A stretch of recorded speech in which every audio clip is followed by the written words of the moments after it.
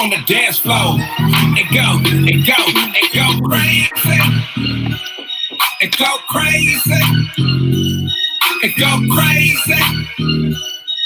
Go crazy. Go crazy. Go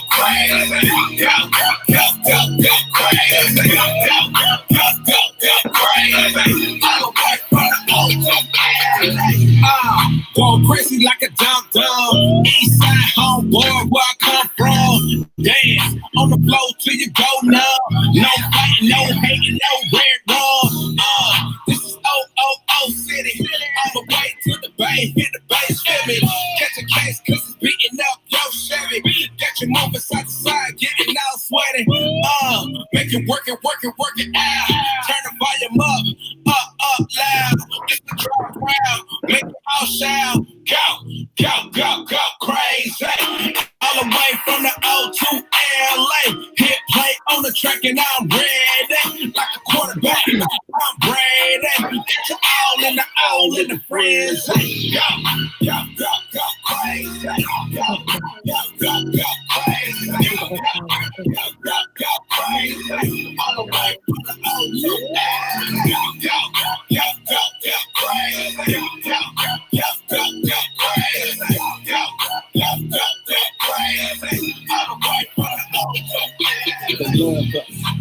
Girls will talk the club up.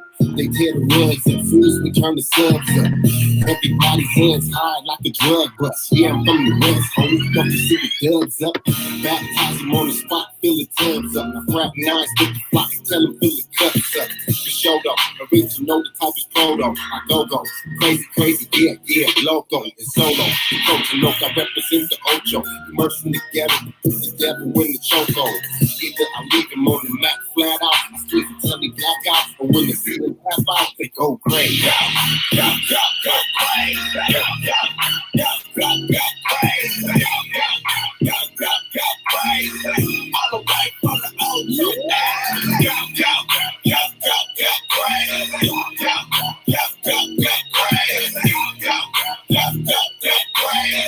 All the way from the old to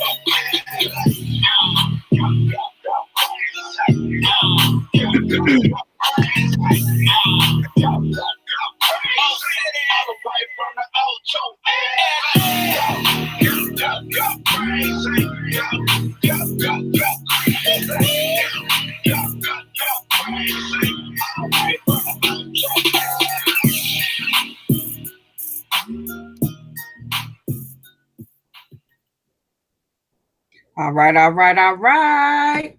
What's going on, Scoop Nation? It is that time. I'm waiting on my visuals. There we go. Welcome. There you go. Hey, y'all. Not bad. Right. It's okay. It's all good. It's that time, and we are back in the place. It seems like it took us a little longer to get here this time. I don't know why. This day flew by, but it seems like it was just a little longer than last week. I don't know. Anyway, so welcome to the show. We are so glad you guys have decided to slide on in and hang out with us for a little bit.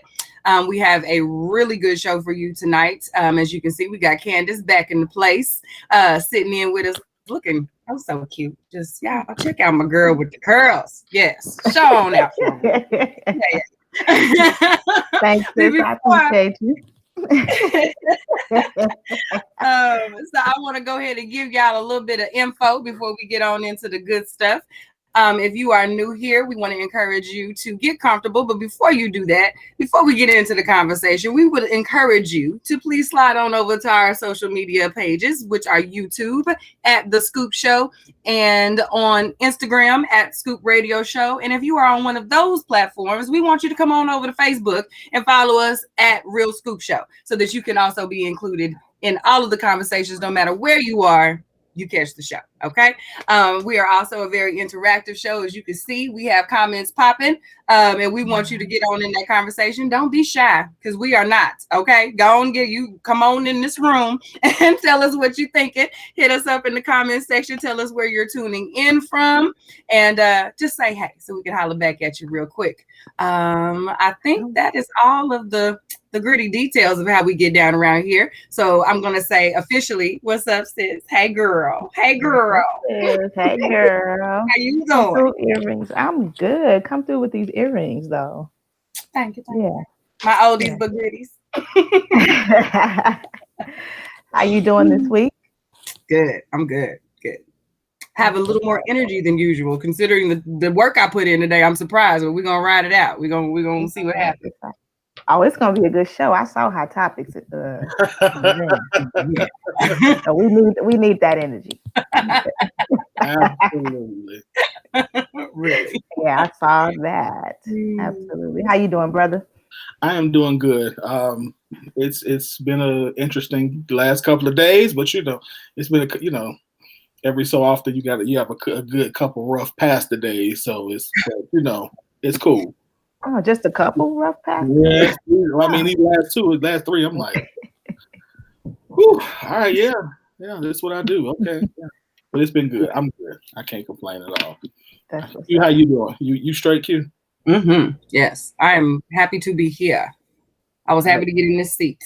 I was out in here getting my little area together, super moving around. I said, I'm ready. Like I realized about 15 minutes, I'm ready to get this thing going. It is time. Mm-hmm. Right, Austin. Yeah, when they get to talking about earrings and stuff like that, I just feel like. See, y'all missed the pre-show. We had a whole girlfriend moment before the pre-show. He just laughed like, okay. I just sit here just. Yes, Candace's curls are popping. Yes, they are. I mean, I had to get my hair That's done. how we do. He's so supportive. Such a good brother. Such a good brother. I support the black one. Yeah. That don't get me started. We don't want to do that. To be known, I support the black one. Yeah. We haven't even hit the 15-minute mark. Let's not stop. I'm with y'all. You stand with us. I'm with y'all. Stand with us. Listen, I need y'all to make sure, of course, like hit y'all share button, invite your people. Like you said, comment. We got a whole lot to talk about tonight. We got a lot to process. Yeah, we got to. I need some brothers too. So Austin, I don't go nowhere. I need y'all. I need some brothers tonight. So brothers, y'all stay with me, okay? Y'all stay with me. Ooh, I done kicked my shoes off under this table, y'all. Y'all better get ready. Yep. All right. Let's get into these hot topics. Yeah. So first up. Oh Lord, who did the order of this show? Oh, that was me. Yeah, that was me, huh? All right. That's who did the order of the program on this evening. Program. What did I do? Wait, hold on. Here it is. All right, here we go. The first one tonight says, I want to say this is written by a woman. It says, I find it very abusive to put pressure on men to provide us with a life we cannot provide for ourselves as women. As much as women are not rehabilitation centers for badly raised men, men are not poverty eradication plans for lazy women. I'm gonna kick it off to go ahead. You kick it off. You kick it. Actually not. First. I'm gonna let Q start with this, and go ahead, Q. Why you get? Because she had that look. I was, like I didn't want to be first. Is the look I had. On this one, I got where she was going with this. Like, because I'm all about women being able to provide a life for themselves. That, you know what I mean? Like, I'm not for demanding something you can't do for yourself. Like, I think that's kind of silly. But I think this is reducing the provider. I think it's reducing what this actually is, what women are doing. And I think we both do this, but to keep to the point, I think this is reducing overall the whole provider premise. You know what I'm saying? The whole, when you get moved, you move into a life. I don't know. Like I've been struggling with how to address this based on how this is worded since it was posted. But essentially the root of this is you reduce this, you minimize the bigger issue, trying to make it seem like they're the same thing. And I don't think, yes, I do believe that women are not rehabilitation centers for badly raised men, but I also believe that women should not demand a man come in and save her from a life she hasn't prepared herself for. I think we have to position ourselves in a certain place that at least says I'm en route to where I'm trying to go. You know what I mean? And I'd like to ride with you if I could. I'm en route that way. I don't want you to have to, detour your route to pick me up and get me there type of thing. Like, I'm not for that. So I don't know. I'm conflicted on how to exactly express, which is rare for me, how I really feel about this post. But at the root of it, I just think it's minimizing what the real subject is she's trying to reach. What do you think the subject is she's trying to reach? Mm-hmm.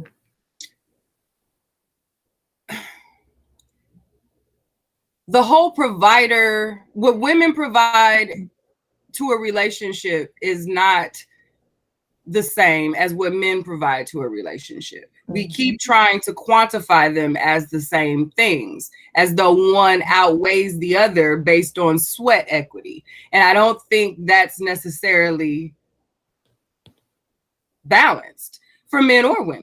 You know what I'm saying? Because men are worth more. They bring more. They provide more than just their work to a relationship. And a woman provides more than sex, looking pretty, and a meal every once in a while. You know what I'm saying? So, like, I think this whole reduction of how we show up to a relationship is what I have an issue with this. Both roles have been reduced, and that's a issue for me. Absolutely. Okay, I agree with that. We'll come back to that. But we'll come back to that actually in our second topic. So, yes, I agree with you. I agree with you too, sis. Go ahead, Candace. I agree with Q, and it reduces the benefit of partnership. There you go. It's like what the hell? Like, it's a partnership. Yeah. So, like Q mentioned, we ain't the same. We're not going to be the same. Men are supposed to provide this, women provide the other. So it reduces the purpose of partnership here. Like, okay, I think what she's trying to say is, okay, when women are in rehabilitation centers for men. Okay, cool. So now she's saying, well, then it's abusive for us to put provision on them. Now you're reaching, because not that we can't provide it for ourselves, but the whole purpose in the partnership is for us to build that together. Like, I can get the job done. Think about a partnership. I can do a lot for myself. I could do by myself. However, the partnership is way better when it's another person helping you out. To me, the whole goal of this show is dope because we got women and men on the show. So, I mean, me and Q can knock this whole thing out and talk about a whole bunch of different things. But when you have the male perspective in there, it makes the show like way more easy to listen to and even watch. And we get the male audience to participate because there's a man here. So to me, it's the same as she's minimizing the partnership. It's not rehabilitation. We're different. We're going to always be different. Men are supposed to provide a different way than the woman should be. So don't minimize what the partnership is supposed to do. Yeah. I agree with both of you. I think what this does is this speaks to the overall narrative that's present in culture. And so I think that what's present in culture is, yes, we at our ages and stages of life understand what Candace just said, that there is better, we're better together with partners, but I think culturally, now we're at a point where we have to deconstruct this idea of what partnership looks like, because now there's an expectation that men and women look a certain way or be a certain way before they're worthy of partnership. And so we've reduced men to money and women to a look, a shape, a size, things like that. When actuality, both of us, typically, especially if we get married or get into partnerships early on in life, need some level of rehabilitation and need some level of financial assistance. So, so exactly to Candace's point, but I think we have to start retraining and refocusing young men and young women to see the other gender as something that is more than sex, money, things like that. And again, I don't say that to say that if I had a daughter, I wouldn't tell her to look at the financial capacity of a young man, just like I would tell a young man to marry somebody who he didn't think was physically attractive. So I think they play a part in it. Or was going to be able to rehabilitate him at times when he needed it. You know what I mean? Because any wife worth her salt has at some point in time rehabilitated her husband, okay? And done it happily. He was proud to do it. So yeah. I don't know. So yeah, I agree. I absolutely agree. I think and if a wife is provide what we cannot for ourselves, if you want legacy, you want babies, you can't provide that for yourself, sir. So absolutely. That's what the woman is there for. So yeah, give me that 5-bedroom house, I'll give you these 3 babies. That's a partnership. A beautiful. See how that works? Oh, let's go to the next subject. Good try though. Partnership. Partners. So this was the one from last week we didn't get to. It says the best part of being in a relationship for me is that was what? Yeah, and so I asked this question. I asked this question primarily because we do a really good job of saying that we don't need each other. Mm-hmm. And so I wanted to take a moment. I asked the other question, what's the worst part of being in a relationship for me? I wanted us to think about really, like Candace said, what is the benefit? What's the real benefit? Because if being with a woman was so bad, I would never do it. Mm-hmm. I mean, like if we really didn't like each other that much, we would not get it. Or we would get into relationships with the same gender, or you know what I mean? Like we wouldn't spend so much time talking about them. We would pull each other down, or we wouldn't talk. Exactly. So, what really is the best part for you of being in a relationship? So I'm gonna start with you, Candace. What for you, if you had to answer this question, or if you answered the question, what is the best part of being in a relationship for you? Like for me, the partnership I think is amazing. The support, the security. Let's answer this question without sex. I'll say let's minus sex because I don't. Why we gonna take that out? Because we know that it's a thing. It's gonna be a thing. But I think I don't want to minimize. Like we said, we don't want to minimize that because there are people. To me, there are people who hate men. There are people who hate women, and they'll still screw each other because that's it. Yeah, y'all married. Y'all married. So, y'all getting it. He's like, that's what we can say other than. But aside from that, it's like it's a security, it's a partnership, it's being able to walk blindly and somebody covering you and having your back, being able to be weak when the other one is strong, and vice versa.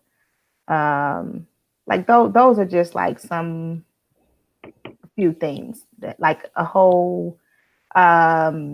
You know how they'll have that priest that they talk to, somebody behind the window. They're not allowed to share your secrets, but you can say whatever, just having that person that you have to be professional at work. We might have to be censored on the scoop. Where you're at home with your partner, you say whatever comes to mind about whoever, whatever. There's no bleep, there's none of that. And there's no judgment. You can be who you are. You're meant to be who you are at the same time while they enhance who you are. So I think for me, that's some benefits to being in a relationship. Cute. It's the growth and companionship for me. Y'all know James is like my best friend. We laugh until we cry damn near daily. Like we are the goofiest couple together. We genuinely enjoy one another, and that has allowed that friendship that we has allowed us to get through some of the craziest times of our marriage. The fact that we can still find the way to laugh and be with each other and see the good in each other. There have been times where we have felt nobody understood, nobody got us, nobody had us but us. and knowing that That's good. you have that person that just sees you is worth it through all of the other stuff. There's times that he has had me spitting mad, and I just spit mad and I'll be all right. Because I know that at the end of the day, you know what I mean? I wouldn't rather be spitting mad at anybody but him. Like, I would not muster up the energy to even share that with that, give anybody else that much but him. We have grown as individuals and as a couple through so much adversity and stuff. You know what I mean? So like the best part of our relationship has been the not just the willingness to, but the desire to do it. You know what I mean? Like in both of our families, but we have a lot of folks who look to us who see what we're doing, and the fact that we're able to do it, and now it's getting easier. You know what I mean? Like we're hitting a stride. It's like, yeah, it's worth it. So like at this point, I think I'm the happiest, and I would think he would probably say the same thing. We're probably the happiest, the most easiest, the most flowing that we've ever been. Like, yeah. It was hard. What year is this? Ooh, 17. Adrian just turned 18. So yeah, 17. That's So, what's Yeah. That's it took a while. Yeah. I mean, You know, but it's so worth it. It's so worth it. Yeah. So worth it. Yeah. I would say for me, the best part of being in a relationship is having the space to turn off. And to having the space to turn off, having the person who I know doesn't, who on every level I can share with, I can talk to, I can be with, so, I don't have to wear a hat with that person. I can, I could, do me and do it as crazy as I am and as serious as I am in the same sentence. And not have the pressure of having to perform or having to I tell anybody who I ever dated, like, if I got the moment I feel like I'm your pastor, I'm out. Ooh, child. Ooh. That's it. No, I can't be your pastor. The moment we feel like you, they pastor, they got it. Listen. Look, you them pastors. Yeah. You worry about them. Yeah, I can't do that. Yeah, I think it's like you said, it's the best friend thing, but it's the best friend in every area. Like when you find the right when you're in a relationship with somebody and it's the right person, like everything should feel free. Oh, that's like even funny, uncomfortable stuff is supposed to be free. It doesn't mean it's not hard, but it's still like freeing. It's the freedom that comes with being with the person who gets you, who chooses you, who accepts you, who still values you, like, and then getting to be there for them. Like for me, I enjoy like knowing that I get to put my cape on. Like let me come to the rescue. I get to fix something, Yeah. So let me figure out cute new ways to make you happy. Let me, like that. To me, that's the fun part. Be able to fail in front of somebody and it not be the end of the world. Like that's huge for me. So yeah, like you said, all of that to me is the best part. And I don't, anyway, I'm about to listen. I'm gonna say it for me. And for me, Winfred Burns the second. Listen, I'm gonna get all my points tonight. You gotta be a sister. Like I love y'all, but he said he coming for all the gold rings. He's listen, I done already been called Derek Jackson once today, so I might as well go ahead and I gotta start selling some stuff too. But yeah, so I want a black woman. So amen. Boom. Boom, So- boom, boom. I love that. yeah, I think that's next topic. I think that button that right on up. amen, hallelujah. Hallelujah. Next one, this is interesting. So here's an interesting question. Ooh, Jesus. What red flags did you allow that later caused problems in your relationship? What red flags Ooh. did you allow that later caused problems in your relationship? I need a minute. Yeah, go ahead. I'll let you start this. Mine was silence. Silence. My husband James is very quiet. He's a very observant man. He will sit back in the cut as long as you allow him to sit back in the cut. You know what I'm saying? So when we got into deep into our relationship, I think the fact that I'm also very easygoing, very non-confrontational, bright-eyed and bushy-tailed, like things just kind of go, especially in my relationship.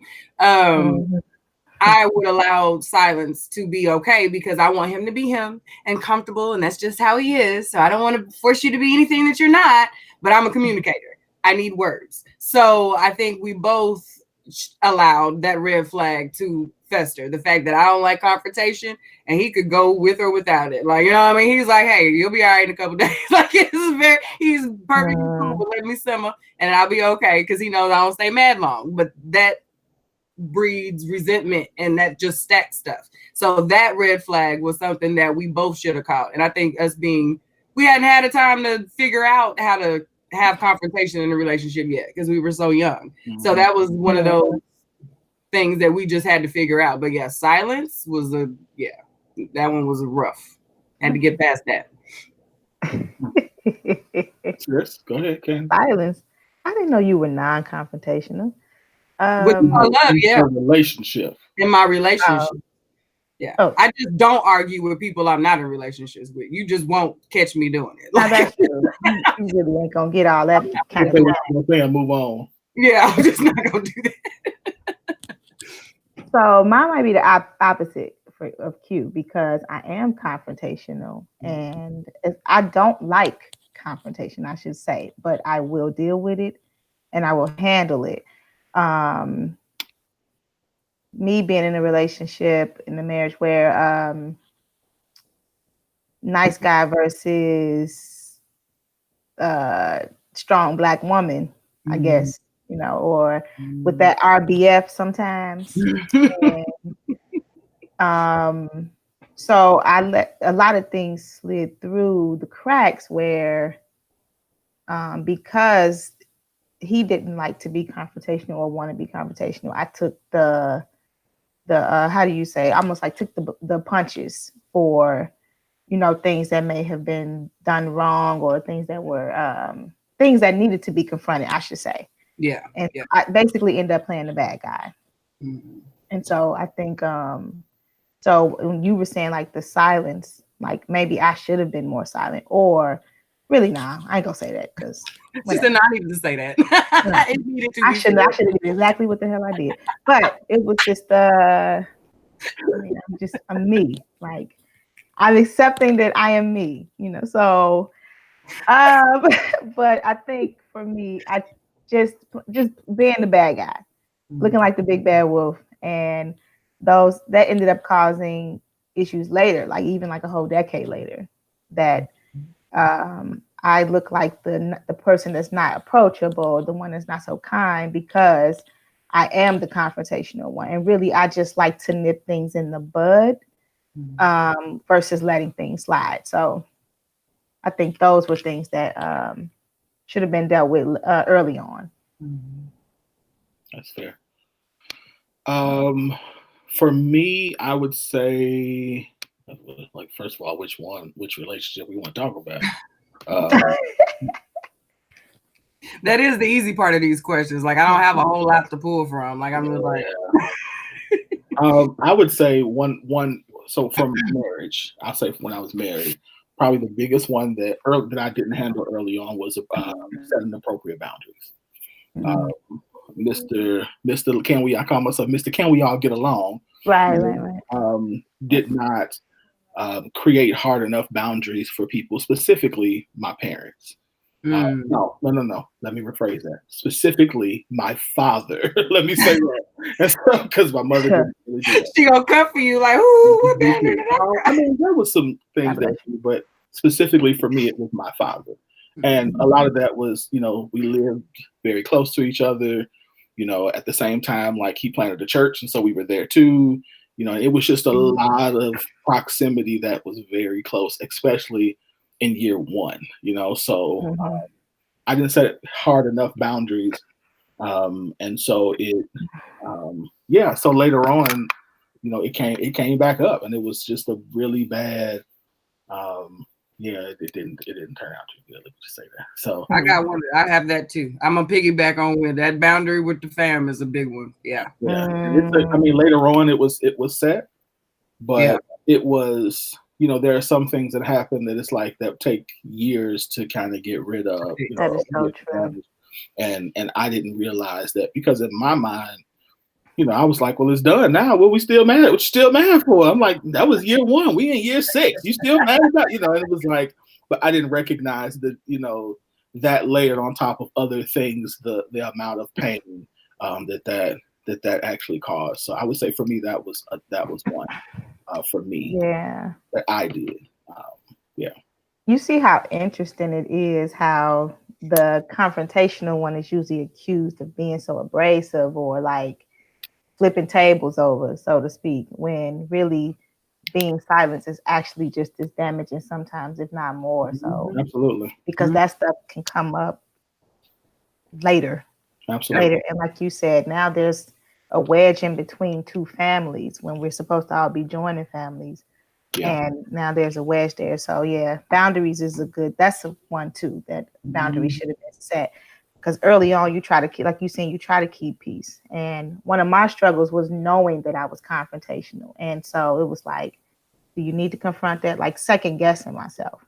So, and see, our partners will play on that too. Because like when you mentioned nice guy versus the confrontation, like he knew that you were going to confront it, so he didn't have to. And a lot of the time that puts extra stress on the person who's willing to say something. Because like I mentioned, I'm the communicator. So even though I don't like the confrontation, I'm usually the first one that, okay, so we should talk. You know, like as hard as it might not be, you know what I mean? But that still feels confrontational if the other person doesn't want to have the conversation. So sometimes sharing that accountability of understanding that there is an issue, you know what I mean? That in itself is a red flag. The fact that you won't own the fact that this is a shared issue that we have.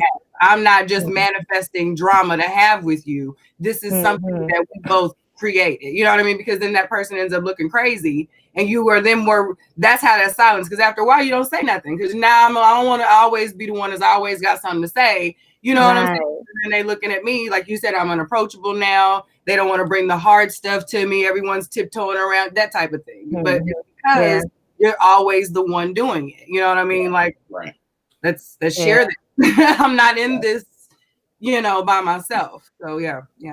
That's absolutely. Some of the ones on the post were actually very interesting too. I won't spend too much time. We got time. Okay.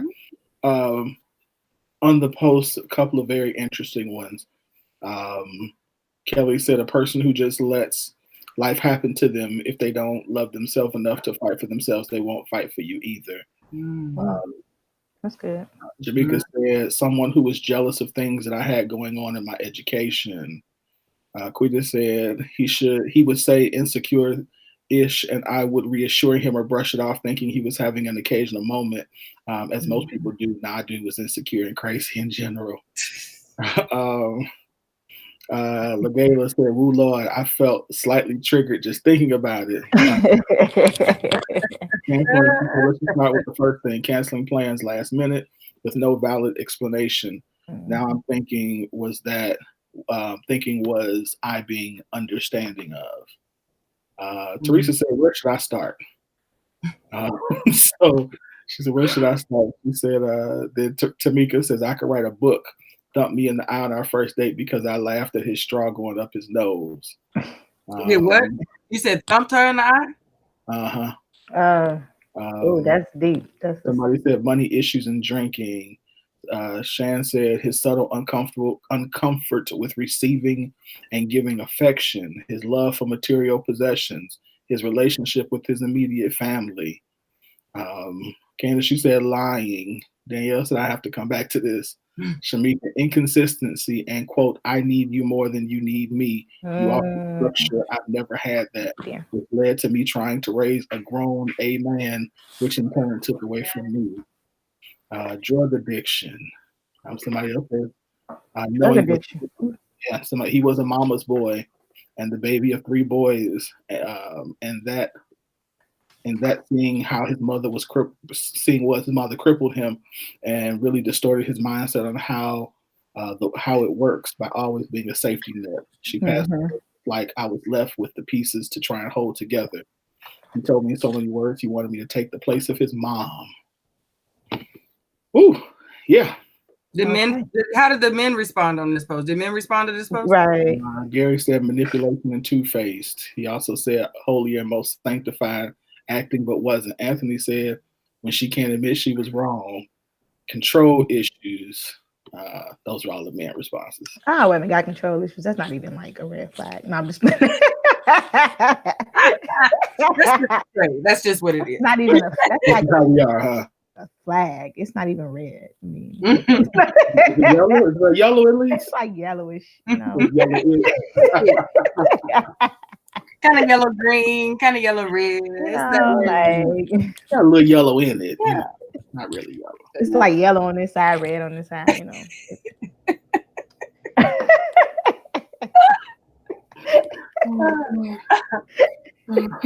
Okay, that all right, we'll go with that. Let's see. Next post. Yeah, we're gonna go with that. All right. Next one. Yeah. Oh, this one was funny. Yeah. So my ex-husband, the father of our 2 sons, remarried a woman with 3 kids of her own.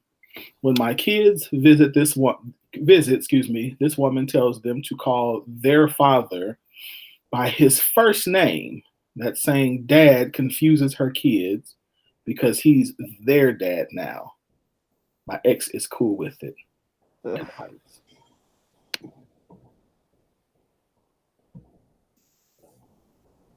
I'm gonna sip my drink.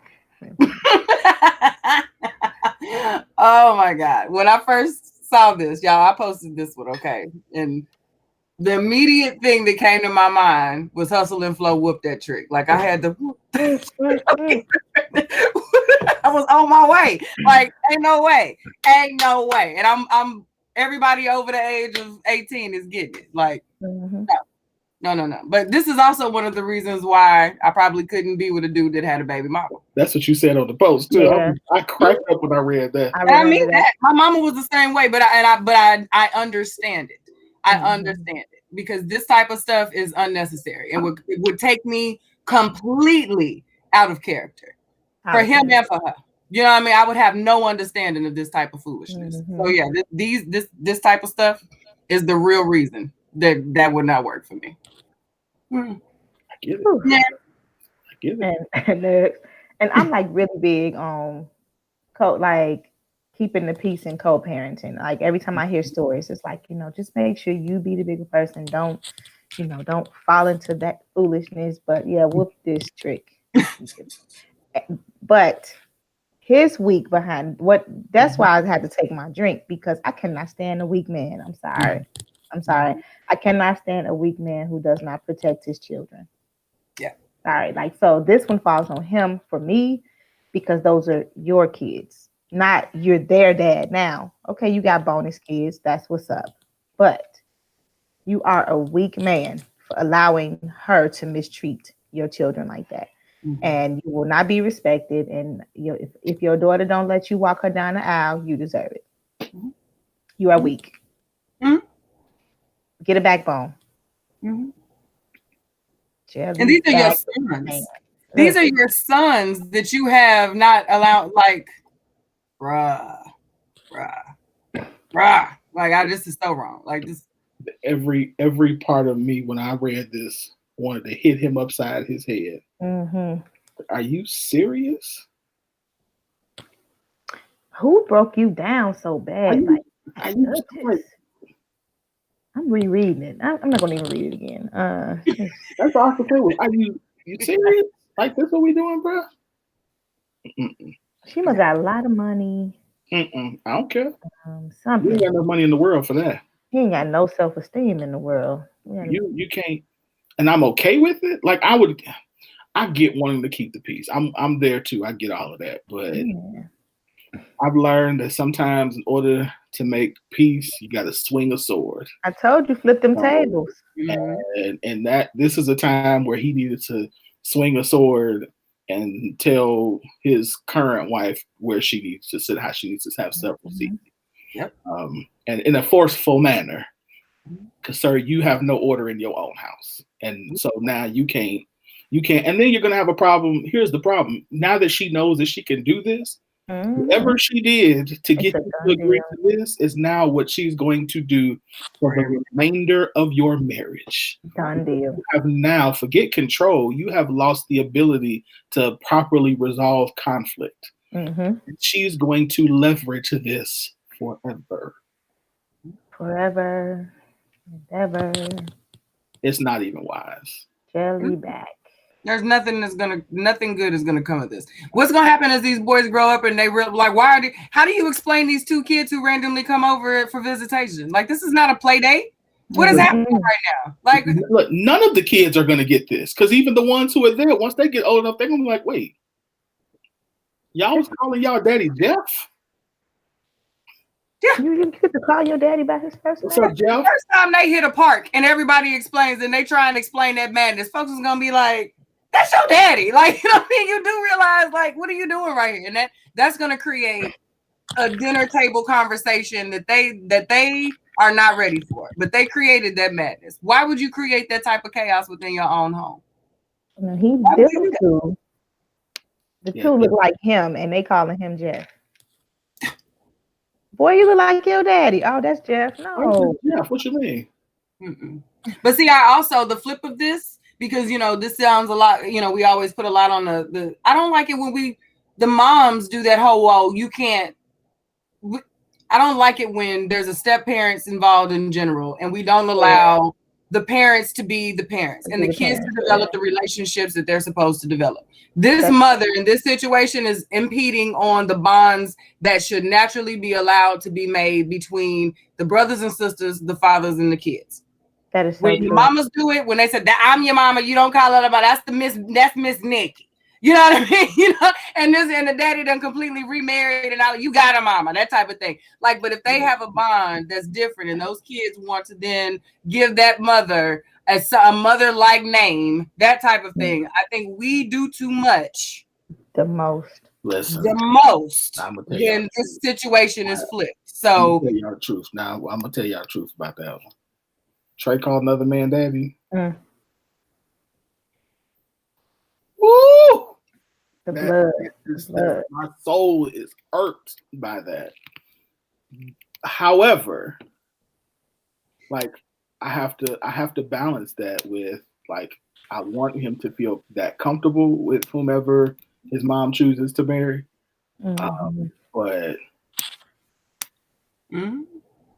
if he say daddy Jeff, not real daddy. About having kids. No, I mean, know who his daddy is. So, like, if he say daddy Jeff, or hey, look, I ain't gonna lie, it happened. It happened. My son, you know, Trey's what, 8? But Trey young. He was like, "Hey, Dad," I was like, "Who the hell are you talking to?" I'm right here, you know. But I had, you know, and so I'm like, "Okay, talk to me, son." Was, you know, after I said what I had to say. What you say? Oh, okay, that's that. It wasn't the Lord's Prayer. Let me say that. But, remix. What I had to say, I was like, okay. And I asked him, like, "Hey, what's your thoughts? Talk to me." And he said we had to say. I was like, "All right, cool." You know, again, not the most comfortable feeling in the world. No. But, you know, I had to recognize, like, what that meant to him. And so I was like, okay, got it. At that age. Cool. Yeah, at that age, I got it. So I think it's manipulative to even try to, like, not allow our children to have a relationship with mommy and daddy's new wife, new husband. I would never do that. Yeah, never. And that's like, you can't get jealous. I mean, I get it, because when it comes to allow your kid to go around other people, you don't trust them. You know, that's the one thing, you got to gain that trust too. But Yeah. I'm learning now about like just the whole village and concept of raising kids now that I'm at the Absolutely. teenage phase. I be Absolutely. like, yeah, oh y'all come over here, everybody. I call all my friends, like, look, talk to them because this the one I'm about to run over. Yeah. So you talk to them, auntie, talk to them. So the whole point, if people just focus on like what the real deal is instead of all this pettiness, like this fool that he married to now, you're abusing kids even more who already have to go through the divorce of a parent. So now you're gonna add, to more confusion and more hurt, more therapy. Ugh, I don't like him or her. So No, yeah, everybody foul. Yeah. I don't know who you don't like more. Is it him or her? Or is it Him.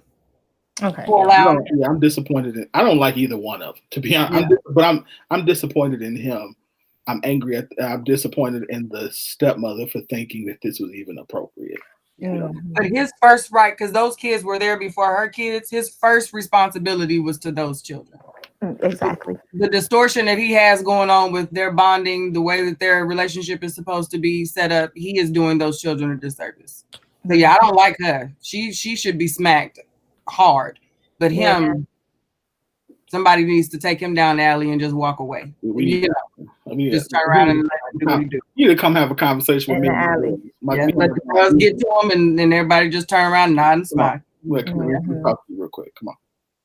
But not that light in the alley.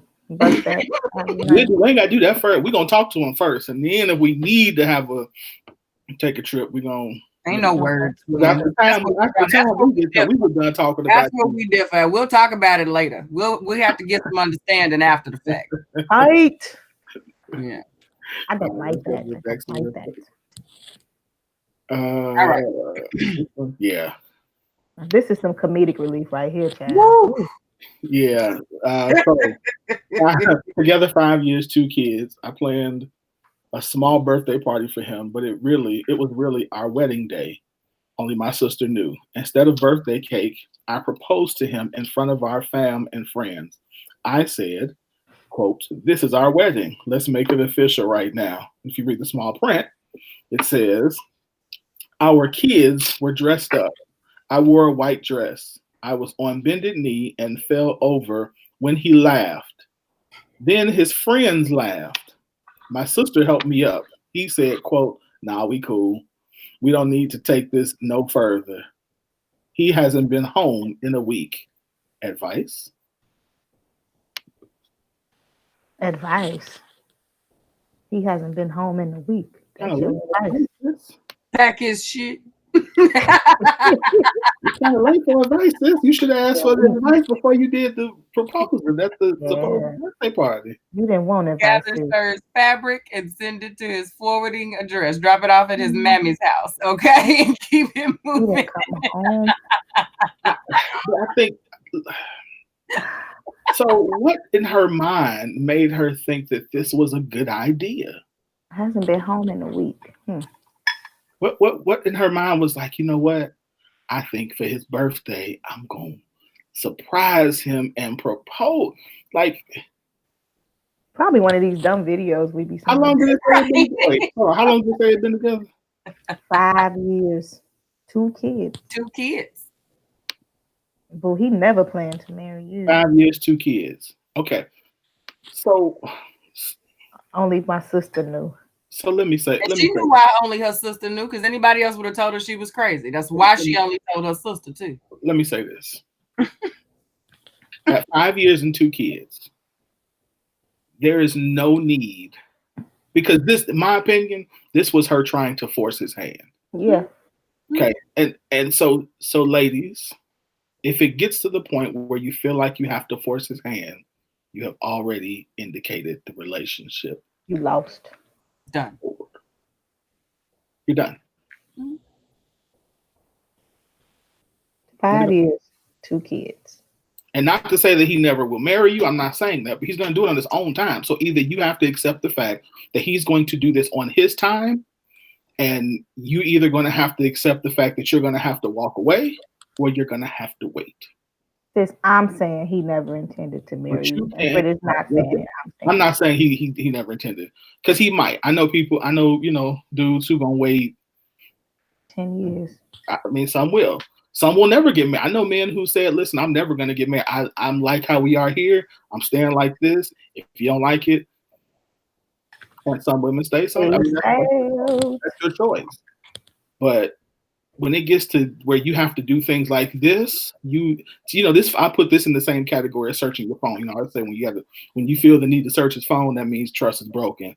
Not when you search his phone. It's when you get that first feeling like, check your phone. But I put this in that category. Relationship's over when you gotta do this. I'm not proposing to no man at all, period. No, that's right. First of I'm all, just not gonna do it.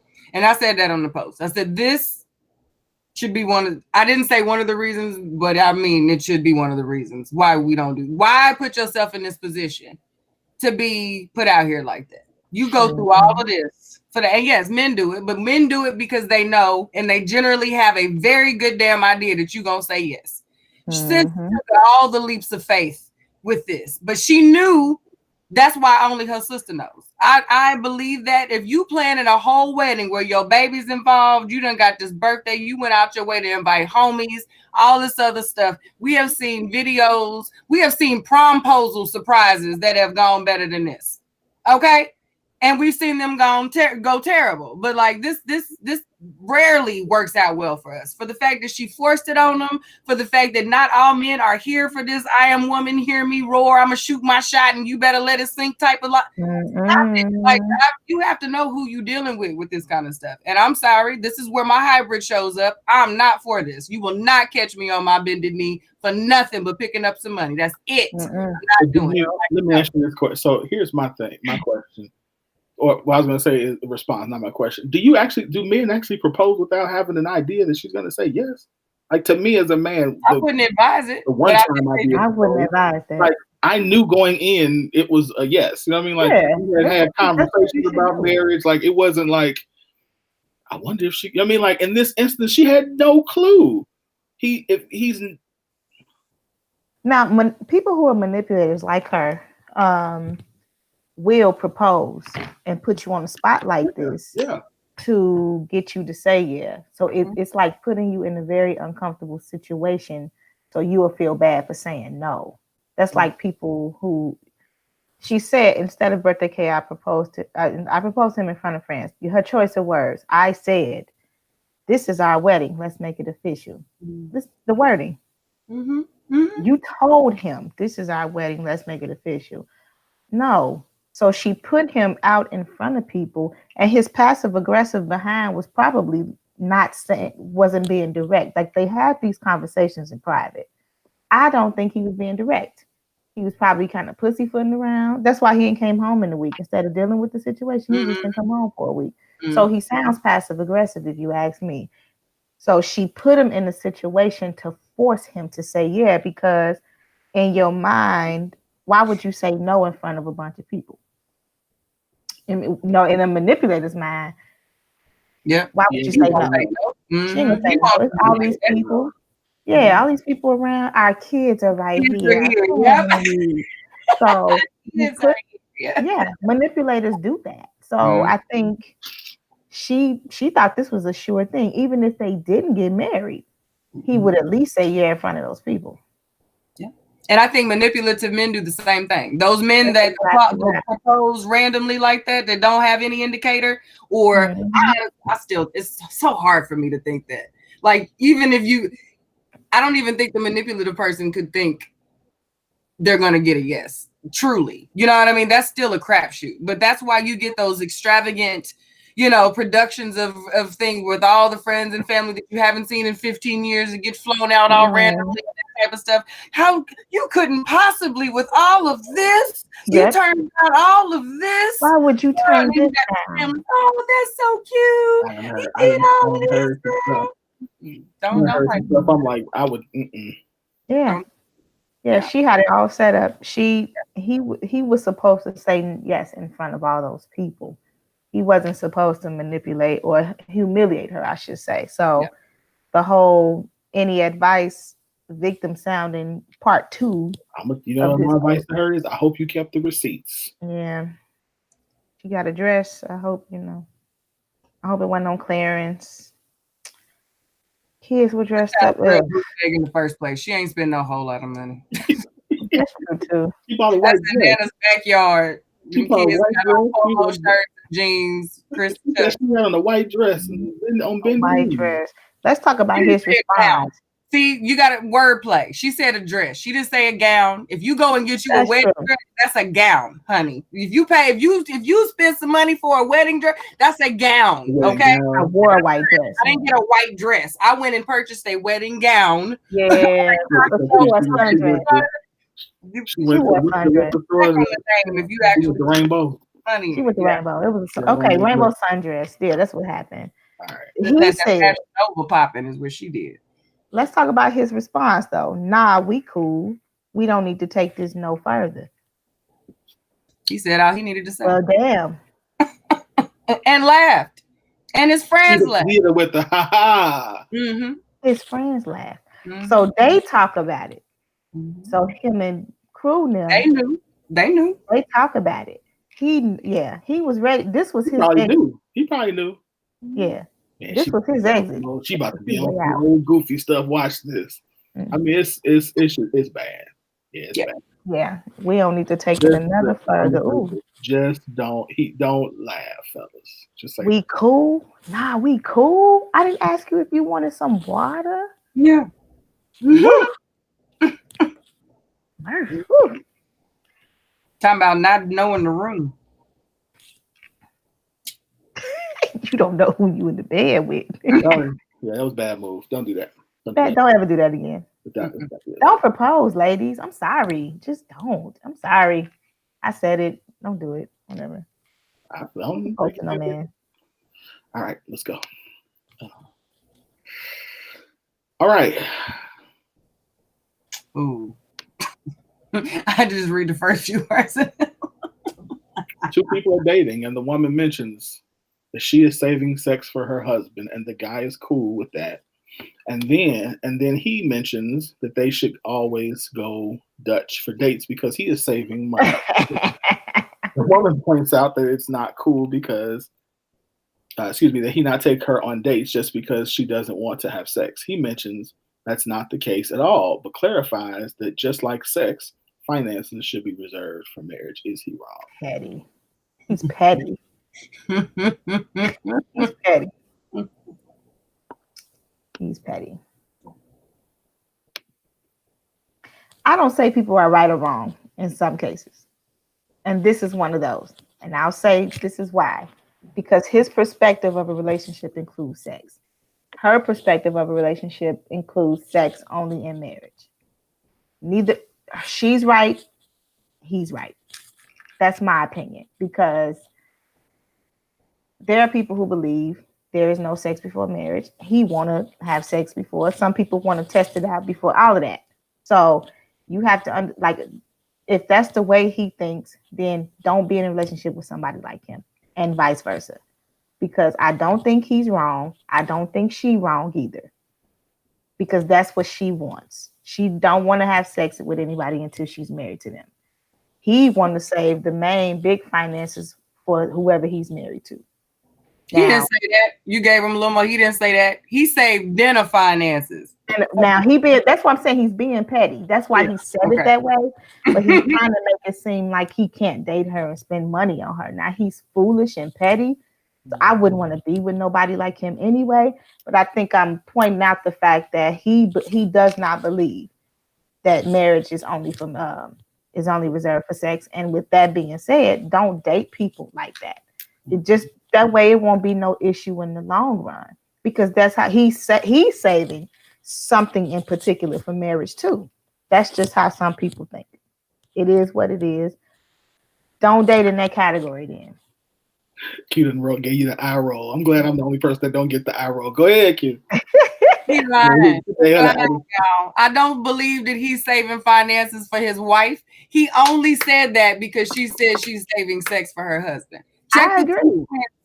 Of the conversation, she says essentially, "I'm celibate until marriage," and he's oh, okay. Well, I'm gonna hold my money for my wife too. Then, since we holding stuff for our spouses, well, that's what I'm gonna hold down too. Then we bring your coins next time we go to eat. That's what I'm saying. He's being petty. Never mentioned that and she was willing to get down, he would have been perfectly fine paying for all the dates, all the time. You know what I'm saying? We would have never mentioned Dutch had she not mentioned celibacy. So at that point, he would have been just fine. And I would completely agree with Candace on y'all just not compatible. You need to go somewhere else. Nobody is right or wrong. But for the fact that I think this completely shifted simply because her preference was not his preference. Now I want to tit for tat you and straighten out. I don't think he trusted that she knew what she really wanted for her body. So therefore, I'm gonna tempt you with these dates. You pay for enough dates, you're gonna give me some so we can go. And all of a sudden, this whole conversation is gonna just mystify. It never happened once we smash. Because now we back to where the regular scheduled programming. Back to the regularly scheduled program. I'm not going for it. Like the way that this was set up is simply because it was reactionary. That is not his constitution. That is not his value. The fact that he is willing to sex, the fact that that was an issue in the retaliation of her not being willing to have sex is what lets me know that ain't his value. That ain't where he's standing on. Who does that? So I'm not paying for marriage. So I won't pay your rent until you my wife, but I will buy. No, okay. So Q, here's the question: Had he have in that if they're having a conversation about their boundaries, whatever, and he would have brought that up first, not as a reaction, then you wouldn't have a problem with it. Your issue is that it was a reaction to her saying. Yeah, I have no problem with it. I know men and their money. I know men and their money be a whole thing, and you find you a woman who's cool with that. You're like, yeah, it's all about compatibility. But this was not a compatibility. This thing for me. No. He was petty. He was petty. I don't like how he handled that. But in his basic communication is, I'm not down with the whole holding off till marriage thing, and just all right after that, gone the other way, sis. Right, because if you grow, just own that. People who are adults have sex. So if you like to date people who have sex, then date people who have just sex. Say that, like, grow, own it, and because this is extra. This is, and I hate to give it to even us, but this is female-ish. You know what I mean? Like, stop doing this. Like, if you are going to be a man and tell me, own it. You know what I mean? Hey, I'm sorry. You're a beautiful woman. I enjoy your company and everything, but this is what I enjoy doing. A woman that I'm going to marry, that I'm going to take seriously, is going to sex me before I ring her. I respect the hell out of a man who will just say that. But all this extra flowery language, and don't do that. Don't do that. Now I'm turned off because that's ugly. Yeah, that's ugly as hell. And it's petty. It's just like, really, dude, you didn't even have to do that. Yeah. Be a man and just say, you know what, I ain't with that. Right. I'm not with you for the meal. I'm not with you so you can pay for my meal. Like, exactly. Don't do that. Austin says, but it's his money. He holds the right. And I don't think that we're saying he doesn't. I think to Q's point, it's not that he does have the right, but it's the fact, it's the motive behind it is what. And that's not what I said, Austin. I didn't say he's being a woman because he chose not to pay. I said the way he went about communicating to her was not the way that these men who talk about being so real and honest and upfront about how they do it, that backbiting around the way, not pussyfooting around the point, is what women do when we don't want to be held accountable for what it is that we're saying. Yeah, this is Austin. This is very teenage on the playground. Yes. So okay. Mean girl-ish. I don't have. Well, here is what I thought. When I first read this, I thought, oh, okay, so he gonna take her on dates that don't cost money. Okay. That's what I thought. Like, and then I'm thinking, oh no, I don't think that's what he meant. Because my initial thought was, okay, he gonna do stuff that's either inexpensive or free, which you can do. It takes a little work, but you could do that kind of stuff. And would she be okay with that? Which was my question. Then my question was, well, okay, if that is what he did, I wonder how she would have responded if he would have said, so I'm going, just so you know, I'm going to focus on doing things that don't cost money or doing things that are inexpensive, because I want to save that for something, whatever else he said. It still doesn't, to your point, Q, address the fact that this is a reaction to her saying that. But I think that approach to me would have been a little bit better because, well, I ain't gonna go there. No, I'm gonna go there because Go there.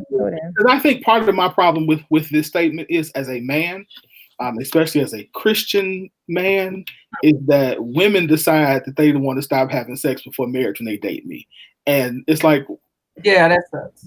Yeah.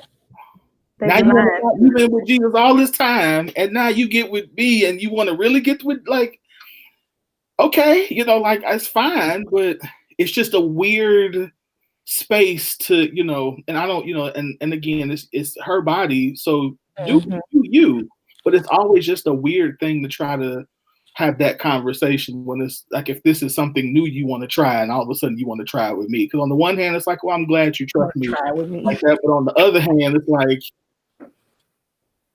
but that's I'm a whole man, like, you know, title and not as the man. That's like, why are we so afraid of having, not you, but I'm like, that's when you have those tough conversations, like, okay, but have you always been this way? That's what you have you been celibate for a long time? Like, has that been, I mean, because just have the conversation. You know, you got 4 kids. What you mean? Yeah. Sip, drink. I mean, yo, I'm just saying, it's happened. No, I believe you. No, I believe you. But that's when you have to make her own it. You have to, like, call her out. Like, what is it about me? Like, do you think that goes away when I put my robe on? Like, my genitals disappear? They don't. Like, just FYI, pastors have penises. You know what I mean? Like, let's not play this game. So, like, because as a man who takes his robe off and needs to be loved as a man, you have to have a man. So, and I think if you gonna say you're celibate in 2021, where everybody's out here footloose and fancy free, you have to be constitutional about that issue. You have to be willing to stand up and say it. Because when she said this, he challenged it. That was a quiet challenge to the she had made for herself. It was like he said that and sat back like, now what? Now what you got? You know what I mean? So like, you can't run from that when you have that conversation. You got to own it. We grown. If you smashing or not smashing, you need to be willing to say whatever it is, and just be real and support your cause. To me, you know, I'm a type of person, like, I don't owe you a damn thing. However, if we dating, you know, let's talk about the reason. Like you saying, what's your support? What's your backstory for this? Especially with the 4 kids. You know, you might have a high body count and you just trying to lower the number. I don't know. Like you trying to see, maybe you want to get to know a person. If you know they're gonna be gone in a couple months, no, everybody ain't trying to smash and then you go the next month and then smash again. He gone in too much, smash again. So out of the 12 months a year, you know, lots of bodies in the backyard. Yeah. So, and you got to understand too, because Nicholas is up in here, all these Austin Nichols or whatever, making all these comments. It's different when a woman has all these bodies on her name. Y'all can get away with that foolishness. Y'all can have, like, I slept with about 100 women, and they'll be like, oh yes, he's a great man, you should marry him. They're not gonna say that about a woman. So at the same time, I can understand that, okay, she might want to take it easy. She's saying, you know, wait until marriage. I don't know, whatever. But when people just, like, I think women just need to be upfront. Say, I want to take this slow because I'm tired of having sex with men, and then it don't last. The sex ends up, let's be honest, the sex complicates. The communication changes when there's sex. People start taking each other for granted. You get too complacent. I mean, all the different things that's tied to having sex in a relationship. So, ladies, just be straight up with them.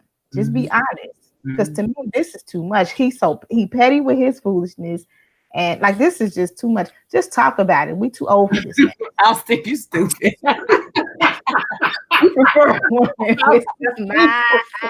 You said rev them up, baby. You like that old school house? You know, you ain't gotta have a 2020. Okay.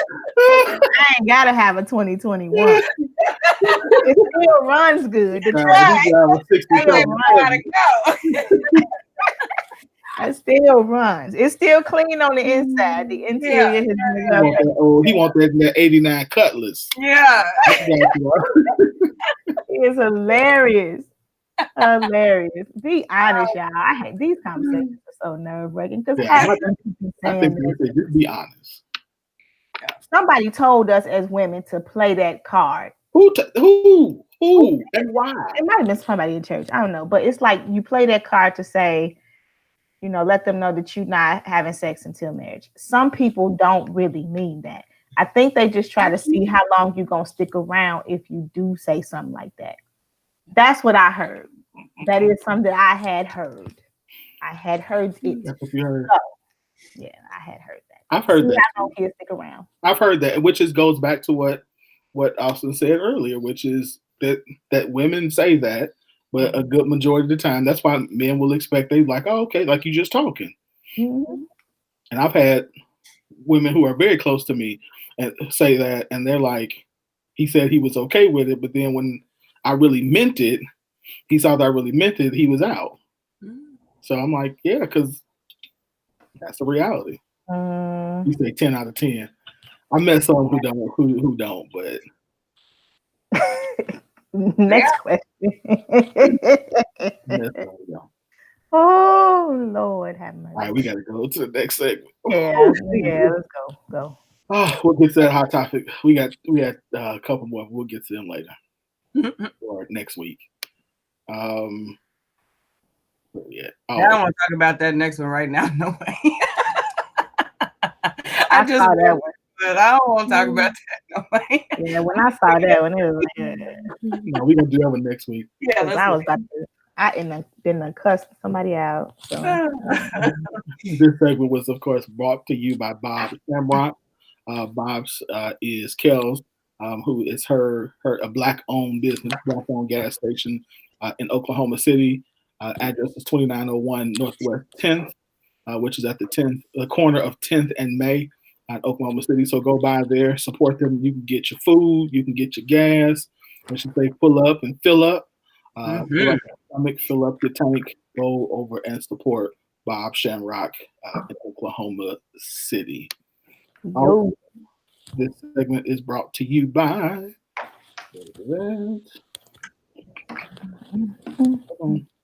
Hold on. I don't know where it's at. Okay. Curvy Kitten Clothing. It's probably one that's not working. Curvy Kitten Clothing, where perfection is perfection. Word. See? Curvy Kitten Clothing. Curvy Kitten. You messed me up. Now I can't even say it. It's usually on the tip of my tongue. It's clothing. Now we're gonna get this right. We'll pay. We're coming back to it. Yeah, and the image, my image thing isn't there either. So it's the one in the sweatsuit, ain't it? Come on. Yeah, and it's not sweatsuit exactly. I want to see the sweatsuit. But you can get it at curvykittenclothing.com. Curvy Kitten. She's gonna get you. She's gonna be in that chat on our heads here. Hold on. I'm gonna get it right. I'm gonna get it right. Of course, if you want to advertise with us, then depending on where, for business of all sizes. So if you are looking to advertise your product, your service, I promise I won't mess up your ad like I just did.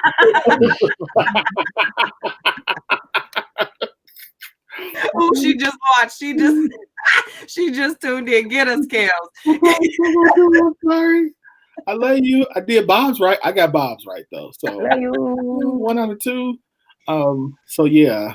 I'm on the website. It's not anywhere on this website. Now I feel like we're gonna have to talk. But anyway, carry on. Yeah, like my whole brain just went blank there for a second trying to say that. As many times as we done said that too. For years. Like all I hear is perfection in my head right now. Self-reflection is perfection. I'm terrible. Who does that? Kels, tell us what your logo. Give us your tag in the chat. I mean in the comments, Kels. Tell us about Curvy Kittens. Oh my God. Yeah. Sorry. Here we go. My God. So Curvy Kitten Clothing, where self-reflection is perfection. Get your new This is the new style of jogging suit that you could wear at home or you can wear to go out. It's comfortable, it's stylish, and of course, it comes in all sizes. So, ladies, again, go to curvykittens.com and get your this new jogging suit. Yeah, it's comfortable. I can't lie. I wore a male version of it, Cool Cats, a couple days ago, yesterday, and it's very comfortable. So get yours, curvykittens.com. All right, let's get into this main topic. Before we do that, of course, this segment is Elegance by Design, which means we get to play our video again. Yeah, we could. Actually, no. Well, yeah, we can go ahead. Go ahead and play it. Go ahead. You sure? This video, yeah, I'll talk about them next week because I don't have a label on them. I'll do that next week. Yeah. I did. That's how I made the lotion bars this weekend, and I'm excited about them. I got them sitting over here, but they look like I made them this weekend right now. So I'll wait until next week to show you. I just want to show you how good it is. I'm like, oh. Did you load the on the?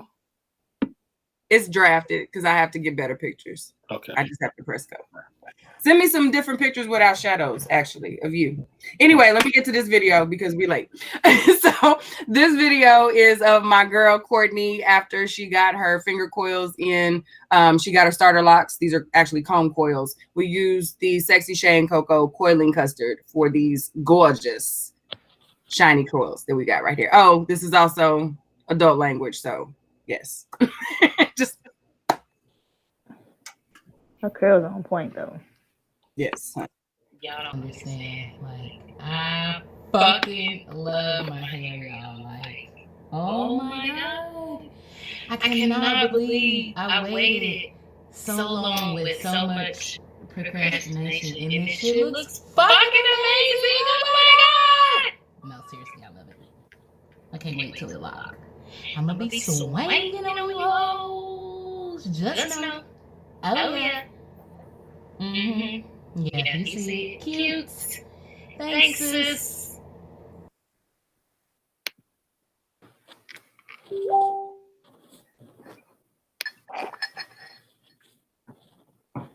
Sorry, I was still muted. We have that in double time today. Apologies for that. But that was Courtney being super cute with her finger coils. You can get this product and many, many more. We have many, many other products on our website. Full line, shampoo, conditioner, leave-in, moisturizers, body butters, all of that. Okay? Elegance by Design with a Z.com. All right. So tonight, we have a twofold conversation on this evening. One that we have we have this conversation like many others in different ways, but this one is one we just gonna get right into it. As a queen, this is what prefaced this. This is what prompted this combo. As a queen, you can't just have any man representing you. He has to be solid. If he's a clown, you're a clown too. Simple quote. Pretty cut and dry. So tonight we are going to talk about what does a good relationship vision include or exclude when we are positioning ourselves for partnership and we are seeking and being sought after. What is it that we are looking to complement us? And when we really put the rubber to the road, what is that rooted in?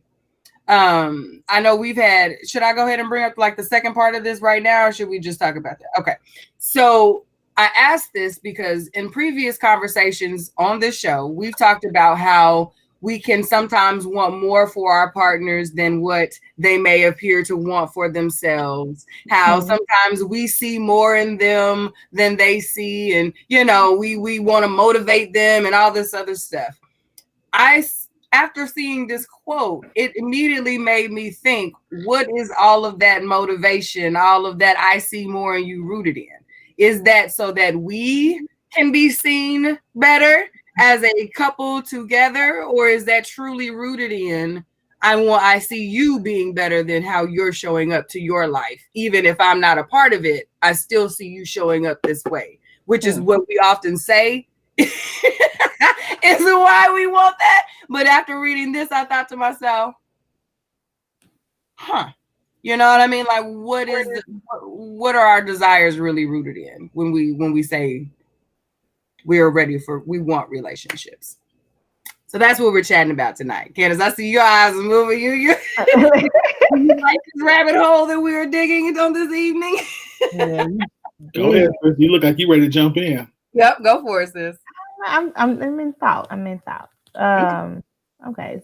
As a queen, you can't just have any man representing you. He said to be solid. If you're a clown, you're a clown. It made me think about Wendy Williams. I don't know if y'all watched her thing. I didn't, but honey, I heard about it.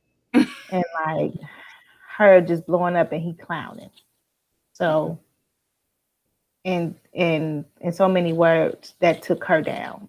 Mm-hmm. So it brought her down in her success. She was a fool anyway, we know how Wendy was, but there was a certain level of success that he had control over, or she gave him power over, and he took her down. She ended up in the basically in the media. Mm-hmm. She lost her mind, drug addict, stuff like that. So that statement makes sense, in my opinion. That it makes sense because eventually it does make you it makes you look like a clown. Mm-hmm. But to your statement, going to the first question, what is the benefits of a relationship or something like that we talked about? I think it's if you really are a true partner, if your intentions are not selfish, then yeah, I think sometimes we do see things in our partners that they don't see. So I'm hoping to motivate you to take you there. If Wendy had a legit husband, then okay, I'm motivating you to push you there, become Wendy. How you doing? Hot topics and all of that other stuff. But he had a selfish motive. He had a whole other girlfriend in another house, like less than 10 miles from where they live.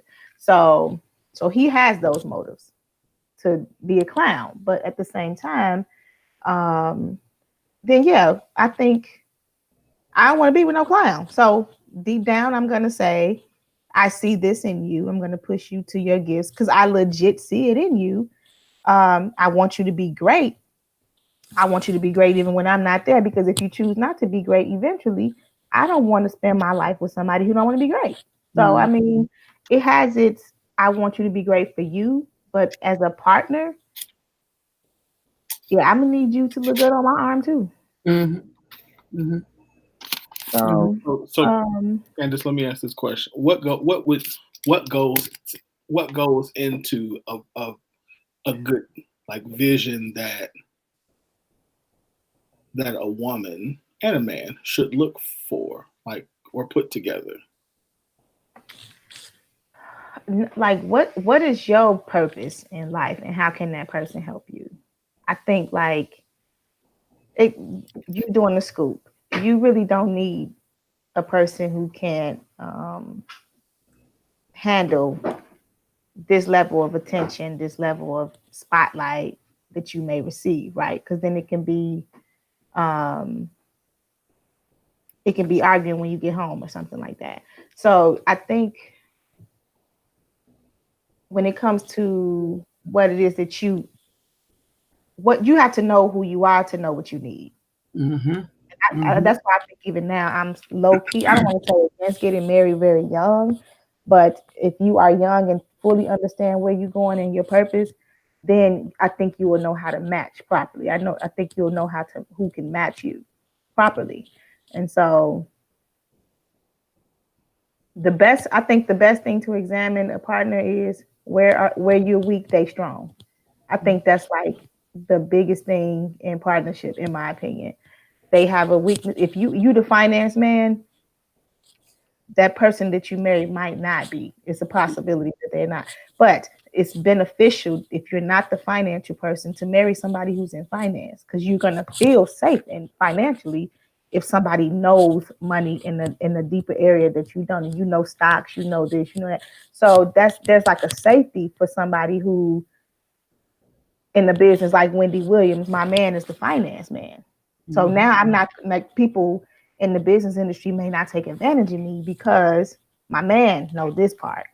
So I can give that to him, so that's what I think it should be.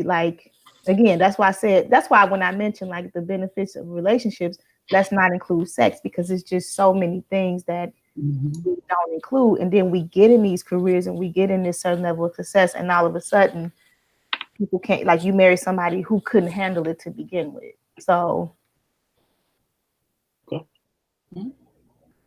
just my thoughts. Cute. I agree with Candace on the fact that what your list will include or exclude looks different for every person. It's going to look different.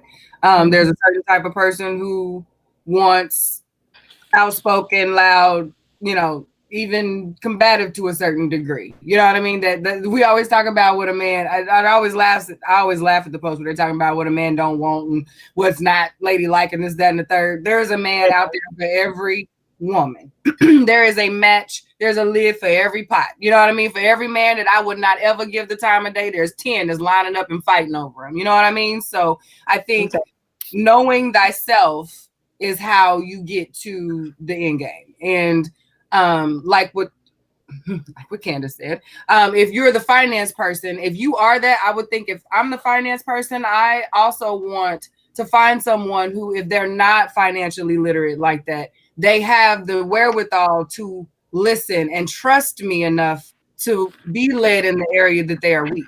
Like those are the things that allow, you can't have two pretty people that can't talk to each other and can't have any type of communication. They're still going to look like clowns if everybody's fighting and competing for each other. You know what I mean? If you're good on paper, but you're not complimentary to one another, you're still going to look like a clown.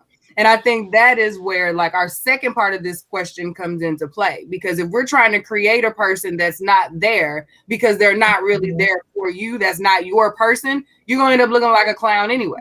You know what I mean? Like whatever you're rooting, whatever this transformation or upgrade is supposed to be rooted in, is still going to show up crazy. You know what I mean? Whatever you've fed it is still going to bear that fruit. You know, it's not just going to magically become some power couple because you dressed it up right. You've still got to have those actions come from a good place. So if you're trying to create a space with a person that doesn't have any room for you, like it's not gonna fly. What do you think, Wim? We done fed you all this randomness. What do you think? Right. Yeah. Okay. So I'll start with, I think with what you both said. I agree that we have to discuss strengths and weaknesses. So strengths and weaknesses in terms of financial strengths and weaknesses. Mm-hmm. I think if we're talking about a vision, we got to start with, I like how, I think, Candace, how you said we got to identify, know, and be able to articulate our purpose. I think then from there, we have to be able to say, the end goal. I always like to start with the end in mind. So my end goal is to be a counselor, an entrepreneur of said business, and then let me work my way back. So that means, because I need to get to here, I need to build to that. So my vision is, in year one, financially, I am going to focus on paying off debt. From years 1 to 3, years 3 to 6, we're gonna focus on build. You know what I mean? Like, so I think you need to be able to articulate that. I think that you have to be honest about goals about children. So this is out from children. These are my goals. My goal is to have 4 children. Oh, wait, I want 1. Okay, let's negotiate. Let's talk about it. So we got to talk about number of children that we want. I think vision wise, we have to talk about what does our lifestyle look like? Do we want to just, are you okay with us living in the city and living in a condo in the city, or do you want a house in the suburb with the gated, in a gated community? Do you want, what I mean? Like, are you okay with having a wife who does not cook? Do you want somebody who is a cook? I think we have to have vision about parenting. Let's talk about parenting. Like, what kind of parents do we want to be? What is our, do we want to be, parents who are very strict on our children, or do we want to give them freedom? Do you want to be the bad parent, or the bad guy, or are you comfortable with you being the bad guy? The bad guy. We got to have that discussion. Like, how family systems, like, from our family, where do you come from? What does your family look like to you? Do you want your family to come over every Sunday, and is your expectation for me to cook dinner for them every Sunday so we can have family dinners, or do you not want to be the person who hosts these kind of things? Yeah. Oh, Jesus. Every Sunday. What'd you say? Like every Sunday. I mean, some people, that's, hey, there's some families who like that, Let's potluck it up and rotate. Let's do that. or better yet, do you want to be the family that goes to the person that goes to these family functions every Sunday, or do you not want to go? I think you have to have a vision for every aspect of your relationship. True that. I don't think that there's an area of the relationship you shouldn't like. How do we want to handle conflict? I think in conflict is so a vision for me says that there are going to be times in conflict that I'm going to need a few minutes and then I can come back.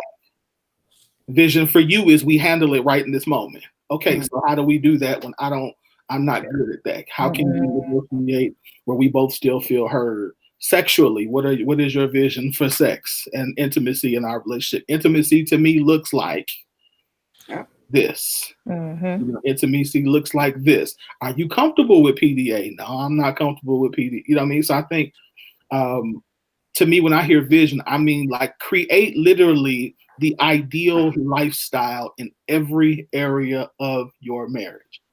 And then to me, that's how religious practices. I'm spiritual. I don't go to church. Well, I go to church.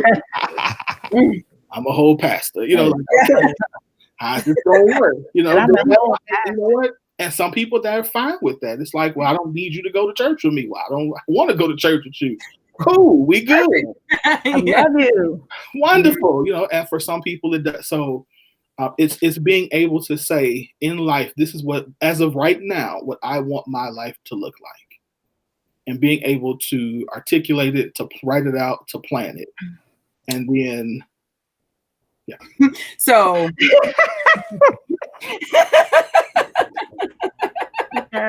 all of us are communicators, okay, to a certain degree. We love words, we love plans, we love Q&A, we love back and forth. How do the people who don't live in workbooks like we do, you know what I mean? Because anybody watching us, it's clear and apparent that we are here for the seminars. We are here for the self-help. We speak it. That is love language. Like it's the sixth love language for us. Okay. Yeah. But how do we do this for when you just regular old folks who just trying to make sure you with the right person? You know what I mean? Like, cause you can't, like, this sounds very marriage counseling-ish, which is perfect. You know what I mean? We need that. But like, how do we do that without, if you still have struggles sitting in front of somebody and saying, hey, we got some questions we need to answer, but we don't know how to have these conversations? How would you suggest couples who just need to have these conversations get them out? Because we always say, so you just got to say it. You just got to say it. No, it's not. It's not.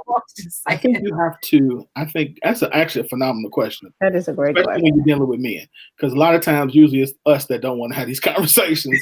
But men, let me say this before I answer this question. If a woman is asking you these questions, that means she really likes you and she's thinking about a future. So that's not the time for us to nut up and get scared. That's the time for us to share our heart.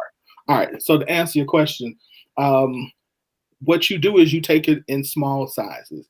Like you do it in regular conversation. You don't pull out a checklist and be like, all right, what's our financial goals? You don't know. That's not the way to do it. But just, hey, you work at blah, blah, blah, blah, blah, blah right now. You can use index cards. Is this what you want to do for the rest of your life? Is this what you always wanted to do? Is this what you wanted to, when you were a kid, is this what you wanted to do? No, I want to do such and such. Well, do you still have desire? I mean, just regular conversation about each area. And then you might move on to Netflix and whatever else y'all doing. Yeah. Conversation, come back. Hey, while you sitting over dinner, talk to me about, what do you want for kids? Okay, teacher. Right. Because I'm the communicator. I'm the Oprah. I got a ton of questions, so I got to split them up in index cards. But don't pull out the index cards on the man, please. Memorize what's on the index. Spread them out. Put it on the table. One for today. Nah, That might seriously, but no, but in real life though, seriously, in real life, like that actually, depending on, like, you could make it a game. Like, okay, tonight I got some of those, by the way. I do Yeah. have game like an app with cards and games with questions because not like I said, now that I've been in the game for a minute, there are things that when I'm talking to people in their 20s and they talk about getting married, I'd be like, did you find this out? Did you find this out? Did you find this out? Because one of the things that I did notice, go like everything Wynn said, like, how do you handle family? How do you handle this? Go see for yourself how the family is. So, because that's one thing about it. I love when people answer my questions, but I'm gonna go see for myself. And one of the things that we did, like we said, like, how do you handle this? Be open about your weaknesses. You know, like you said, when we argue, I'm the type that need a minute. I'm going to add an addendum to that. If you don't give me a minute, I'm gonna test it up with my words. Yep. So I'm warning you, there's gonna be like these sirens that's gonna start sounding, and if you don't stop after that, it's like this big old thing, and I tear something up, and some things won't be able to be replaceable. So but do you communicate that up front? I do. Okay, I mean, Yeah. If you communicate that up front that that's how you are, then when you do it, or you should be able, I would say you should be able to say that siren is about to go off. You need to and then if they keep going, I mean, you get what you get. You ever seen like a person who ain't had like their drugs in a while, and like you just start shaking, like, I'm telling you to be I'm rocking back and forth. It's about to come out. I'm warning you because you know that that's a weakness. Like Wendy mentioned that she was doing drugs, and in the show mention that, you know what, alcoholism runs in my family. So we do Hennessy. This is what we do. You know, how do you grieve? You know, all of that type of stuff. So I think like just when you are fully self-aware, like you get with that partner that can balance it out. Like you're saying, I'm stronger in finances than you, but at the same time, I'm weaker in temper than you. So sometimes it may be good if I step back and you handle this, because you're gonna say it nicely to the neighbor who didn't pick up their dog. You know, you probably should handle that one, because I'm about to go out there. I done already told you to pick up your dog. So it's best that you do that. So if you understand your weaknesses and not make excuses for them, then that can also be a big plus in your partnership. So you won't feel like you with a clown either. So yeah, all of that. And like now that I'm learning to just be, I've always been an upfront person. I just didn't have any tact with it at first, in my teens and 20s, but the Lord has healed me. But but I realized just how important it is to just tell the truth. It doesn't even matter. Like, I'm not really feeling this right now. I'm about to go have a drink.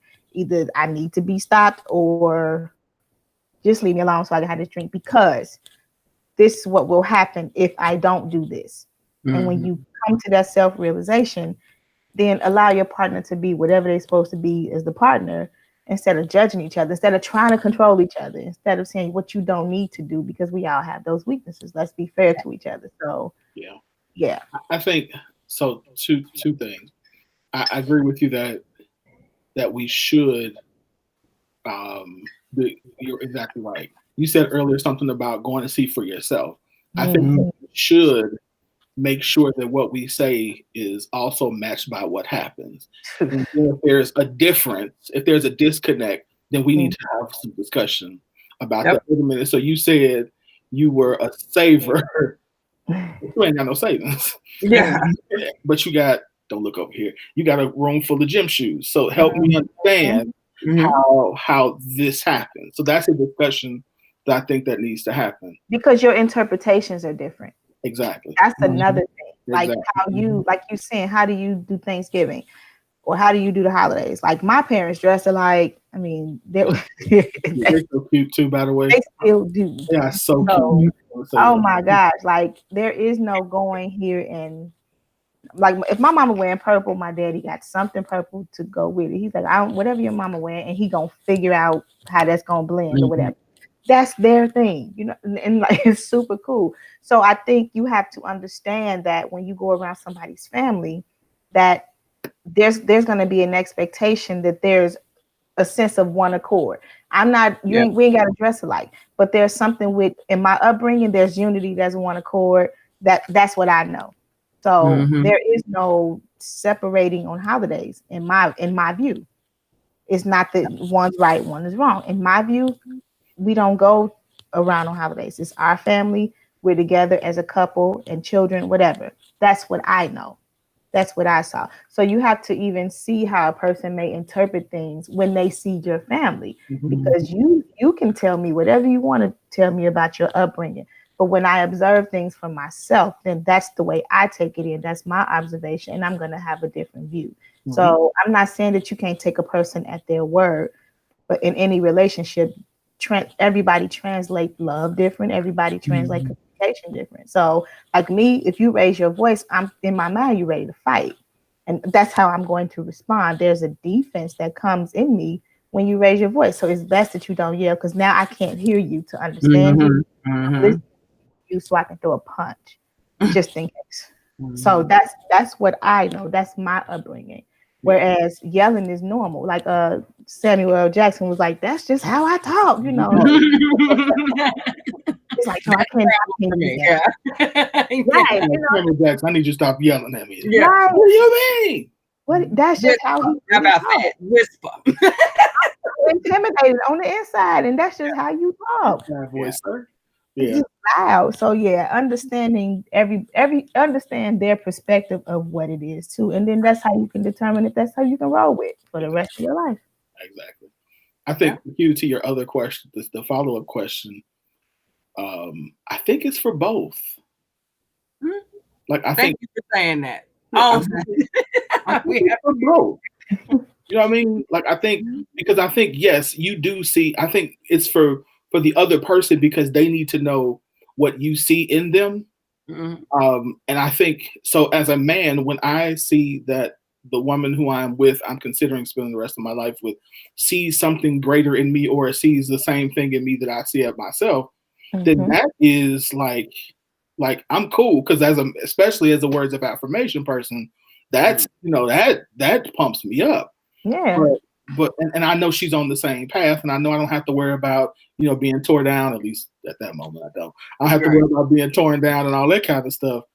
So, but I think for the other person, in my instance, for her, it's beneficial for her because she gets to number one say, "Hey, is this somebody I can rock with?" Two, I know the type of work ethic it's going to take to get to this. And so can I do that? Like to what you said earlier, Candace, like I know he gonna be every Tuesday night, this where he gonna be at. I know in the evenings, this what he gonna be doing. So can I handle this lifestyle? Mhm. And it gives her the opportunity to see how what I'm doing is going to help benefit her. Because as you said initially, True. it's both of our purposes that have Mhm. to be fulfilled. So it's not just about how she gonna help me. Right. It's about where she's trying to go. How am I going to help her? And am I going to be able to do that too? So I think it's for both of us. Like I it's agree. a level of safe. Does she feel safe? Does she feel like I'm the type of man that's a man of my word that's going to actually do what I say I'm going to do? Like all of that, I think comes, for her, is a benefit. So I think it's for both of us. I I'm agree. really glad that you said that because a lot of the times we shy away from being selfish. And sometimes it is okay to say that this is also for me. You know what I mean? I'm also a part of this thing and I expect a certain amount of benefit from this situation, from being a part of this situation. So when we tell our partner, I see something in you or I see more in you and all those types of things, if a person, because we've also talked about this, if a person is not ready to receive that, or for whatever reason that didn't settle the right way, then it becomes like you're coming for them instead of you're on the same side as them. You know what I mean? Now you're coming for me instead of you're being for me. But you have to you have to understand that your weight in a relationship is not only solo. You do owe the person you're with a certain level of showing up. And if they, for whatever reason, are feeling like, okay, you can show up a little better than that. You know what I mean? Sometimes that's how that shows up for them. How can I motivate you to meet me where I see us, because they're in it with you. You know what I mean? And we have to be willing to say, I deserve better than that. We deserve better than that. You know what I mean? And it not be, I'm talking down on you, or like I'm trying to be disrespectful or emasculate you, or even if a man is saying that to a woman, you're not disrespecting or degrading her, or, you know, verbally abusing her when you say that. We came into this together. We set an expectation for excellence together. So if at one point someone's not living up to the expectation that we set, it's time for us to reset and figure out how we can get back on track. You know what I'm saying? Yeah. And I think we kind of tiptoe around that because it hurts. But it hurts to not be showing up in places you're supposed to be showing up. You know what I mean? That you shouldn't have to leave your partner with that weight of knowing you got to bring us back in alignment, because I'm afraid of hurting your feelings because you're not pulling your part. You know what I mean? You're not doing your part. They told us a soft answer turns away wrath, but no. Some conversations don't. It can be soft as I want to put it. The wording, the choice of wording is going to matter. Yep. The thing is, if you really examine yourself, what your partner said will make sense in a way. If they're not coming from a sense of abusiveness or, you know, stuff like that. Like you saying, I deserve better. That means if I'm going to be with you, you need to do better. I need better. I want better. Not just for you, but if I'm going to be in this, then because we all make sacrifices in the relationship. I think, and even if it doesn't, even if it's accountability. It's accountability. What it is. But here it is. But it's accountability to your plan. Yeah. Like, as your partner, I am holding you accountable to what you said you wanted. I didn't make this up. Yeah. You said you wanted to do this, so I'm just saying, hey, listen, if this is really what you say, and this is what you're saying is where we're going, I'm telling you, you're going in the wrong direction. Yeah. And if it's what you said, your goal, so what's up? And if you said it, that means I've built my plan around it, probably, or built a plan within it. Because, like, I have a cousin who, the plan was basically whatever the plan was. One person had to fall back while the other person did this. So you got to keep up with your end of the bargain, you know. And so if my plan is within your plan, and you know, drop the ball, like, yeah, okay, we got to revisit this whole thing because I need you to complete the task that's set before you, bruh, you know. So it's one of those situations that, we make plans centered around each other too. While we're as individuals, we have our individual goals. Like I mentioned, that 5-bedroom house. I had the babies. I could have did a 3-bedroom, but since I married you and since we done built this whole thing, let's go for 5 and 6. I mean, come on. It's the whole, this is what we are building together. This is what we are working on together. And this is the plan. And we got to stick with it. Like you said, I'm holding you accountable. And like you said, I can be selfish. I deserve more. In my dream and my plan for this marriage or for this relationship and for my future, for our future, it was more. And like, I'm like Winfred, I see the end goal. Yeah. And we have, if there's a detour somewhere in here that we need to fix, we just need to fix it. And like, why can't we have these real, honest conversations about it without you gonna get your feelings hurt? Like, everybody done work for somebody. Yeah. That yearly review, annual review, whatever. I mean, come on. Everybody has heard some criticism from a supervisor at some point that you did not like, but you needed to improve. Why? Because you work for them. If you want to keep the job, you're going to have to improve in those areas that they say you need to improve in. And let's go work for yourself. Same in the relationship. These are the areas that I need you to improve in order for us to stay together. Point blank. It should go both ways. Absolutely. I like this comment. Whereas if they want to give up on the plan, love and grace should allow them to. Then what's the other answer to that is it should, but if they want to give up on the plan, then the first thing they should do is tell me that. Listen. They has to be an actual they and not a you. And so we can I mean, so if we said you were going to go back to school, and all of a sudden you decide you don't want to go to school, fine, but you don't unilaterally get to make that decision if we have already built an world. action plan to get you to that point. Mhm. And once we've gotten you to that point, we're in the process of doing this. Now all of a sudden you don't want to do it anymore. It's like, wait, Mhm. we've spent the last 3 years getting ourselves to the place where you can go back to school. Yeah. What's up? What's going on? Why are you, let's have this discussion. Not that you can't change your mind, and not that love and grace won't be there, but you also have to understand that, again, that there was a certain responsibility that you have to your partner that says, let's have this conversation, let's discuss it. Mhm. Okay, if we need to course correct, let's course correct. That's fine. Yeah. But don't unilaterally make the decision. And no, I don't suggest that, that they should be scrutinized or whatever, but I mean, depending on what it depends on what we're talking about. Because I think he used the word give up. If you want to sell drugs, then that's one thing. But if you decide you just don't want to go to school, that's a different discussion. So You got to sell drugs and go to school. Something like, I don't know.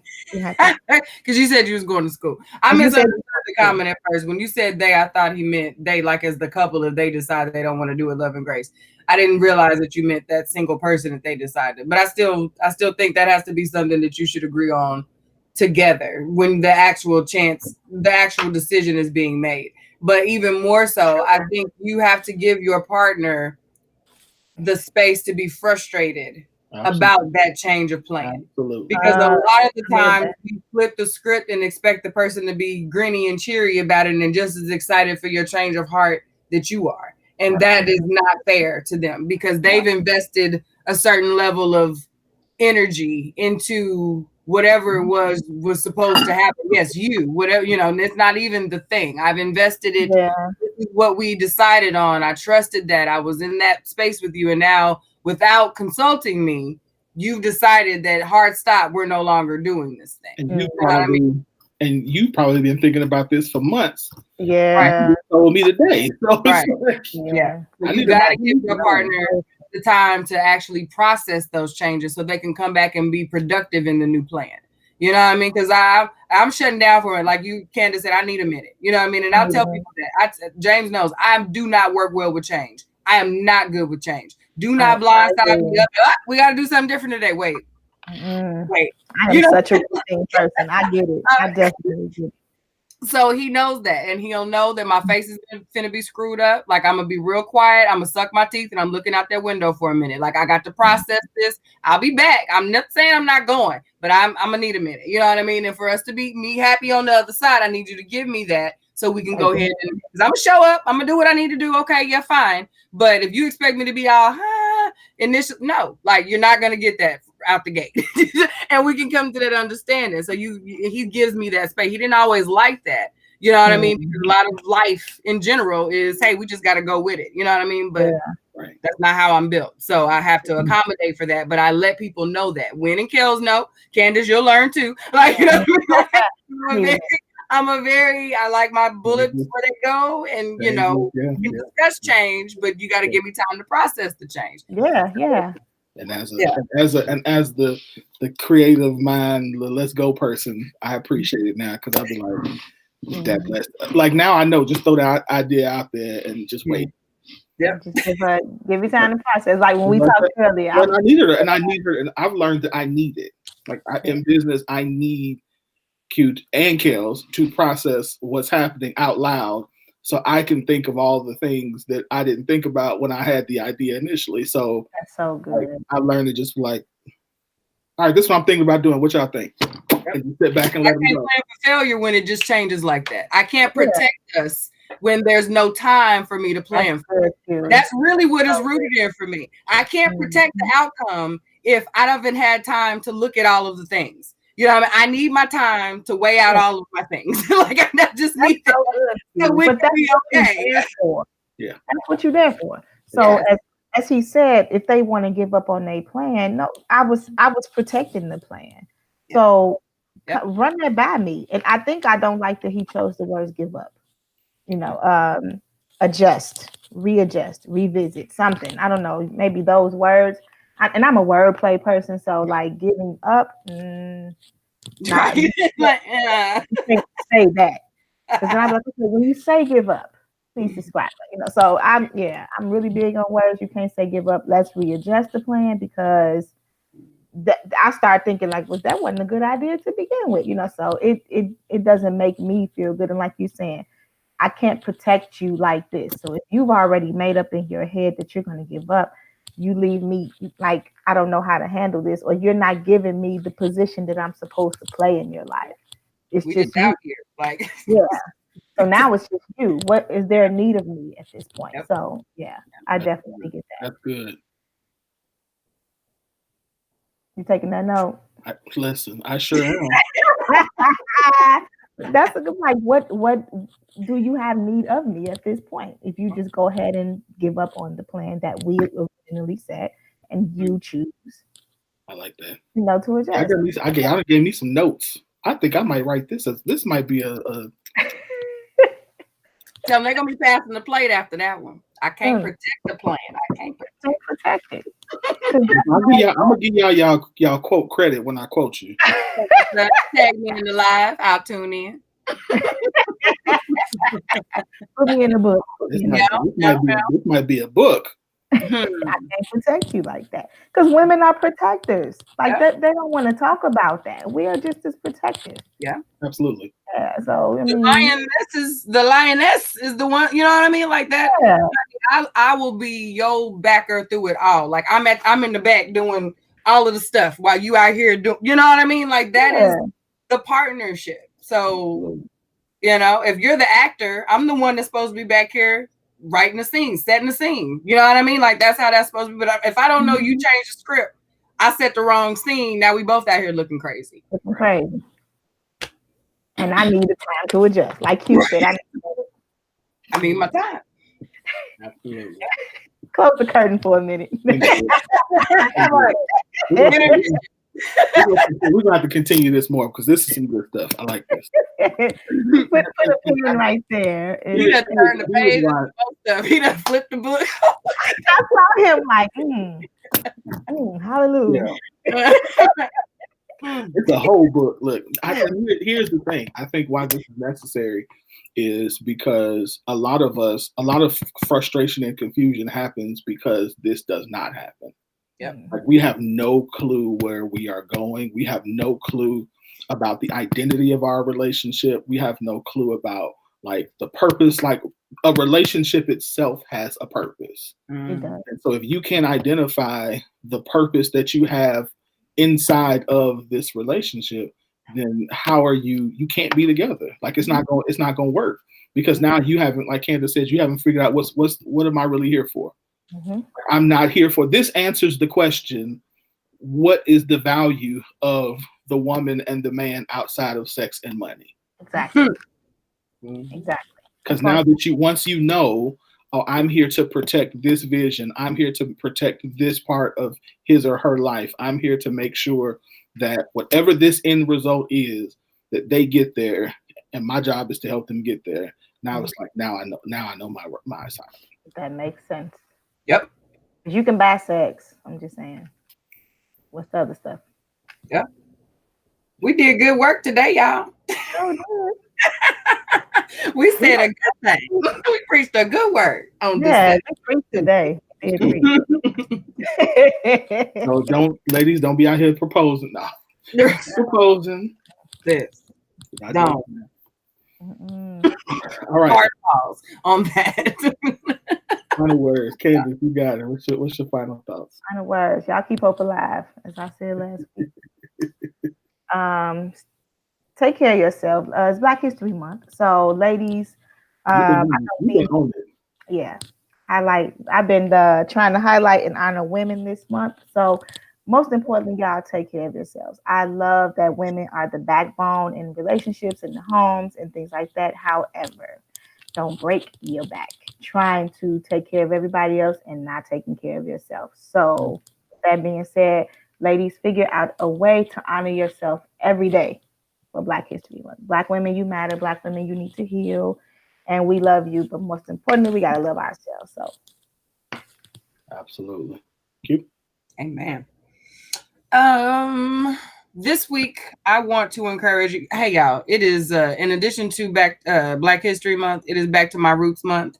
Y'all know while I am the owner of Elegance by Design. I am a diehard Back to My Roots brand ambassador, and this here is Back to My Roots month. Okay, the final weekend of this month is Back to My Roots weekend, and we are making a full-on weekend of it on this year. We've got a day party planned. We've got 2 shows happening on the actual show day. We've got a dinner going on. Like, you want to hit the website. Backtomyroots.com is where you backtomyrootsclothing.com is where you want to go and get your tickets to the fashion show. Your girl will be hitting the runway again.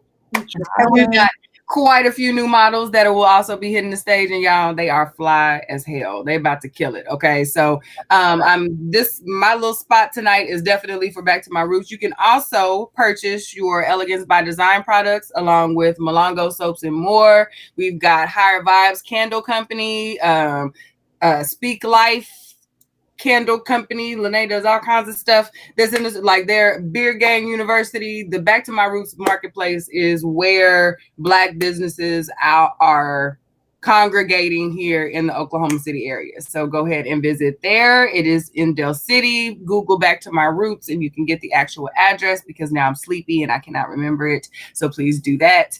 But yeah, get your tickets and go get your shirt. You can be super cute at the fashion show. I'm saying, look, the fashion show is Saturday. It is Sunday. But there are events happening Friday and Saturday. And if you are VIP, honey, these bags are getting big. I'm gonna need are big. I think they're closed at this point because like we had a lot of stuff. So if you're VIP, if there are still tickets left, I would be shocked. But if not, go see it and scoop that ticket up, because that bag is one you want. But yeah. Day party, dinner. I think Prince is getting involved. Chef Prince, if y'all here in the city, you're aware of who that is, and he gets down. So yeah, it's a collaboration with all of the best here in the city, providing a weekend. How much the tickets cost? All right. It's worth it. I can get to one of these parties soon. Let me. This girl, we have what the old folks say, a funky good time every year.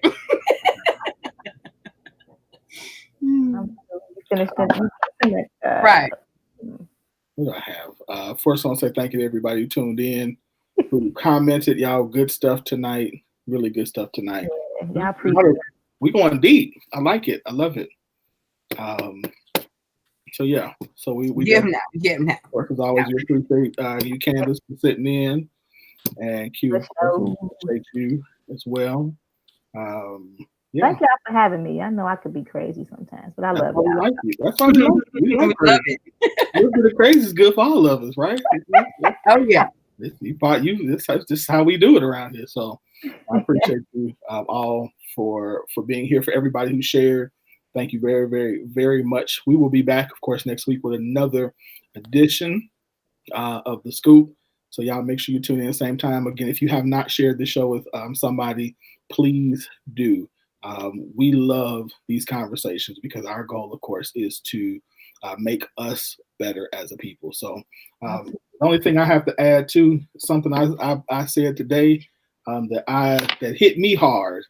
I posted today that you are not the answer to everyone's emergency. Hey. So it's not for you to take on the cares and the emergencies of the world. Let the phone ring.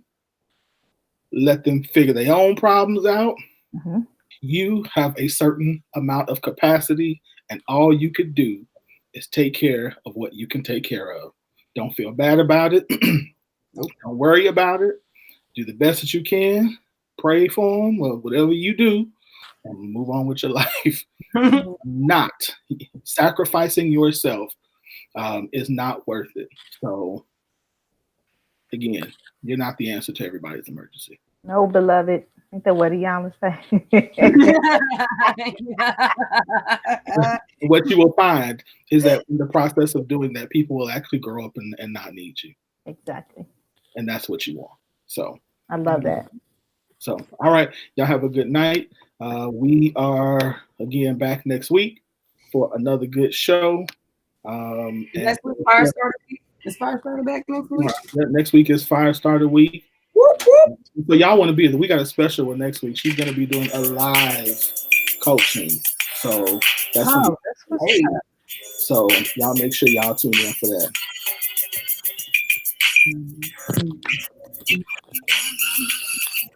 Tell me why you're here now. If you could just keep it, but you just stand it. Why are you standing here? But you say you're with me, and then you try to test me. So I try to keep it low when you knock me to the floor, cause I don't want to cry tears. Would you believe that love is forever? Let me flip my curls. Right. You can be the video chick tonight.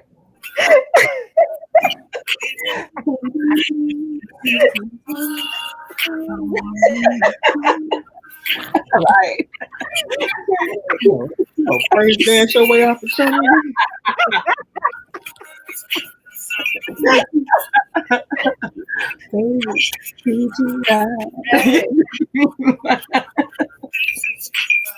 All right, y'all. Love y'all. Good night, y'all.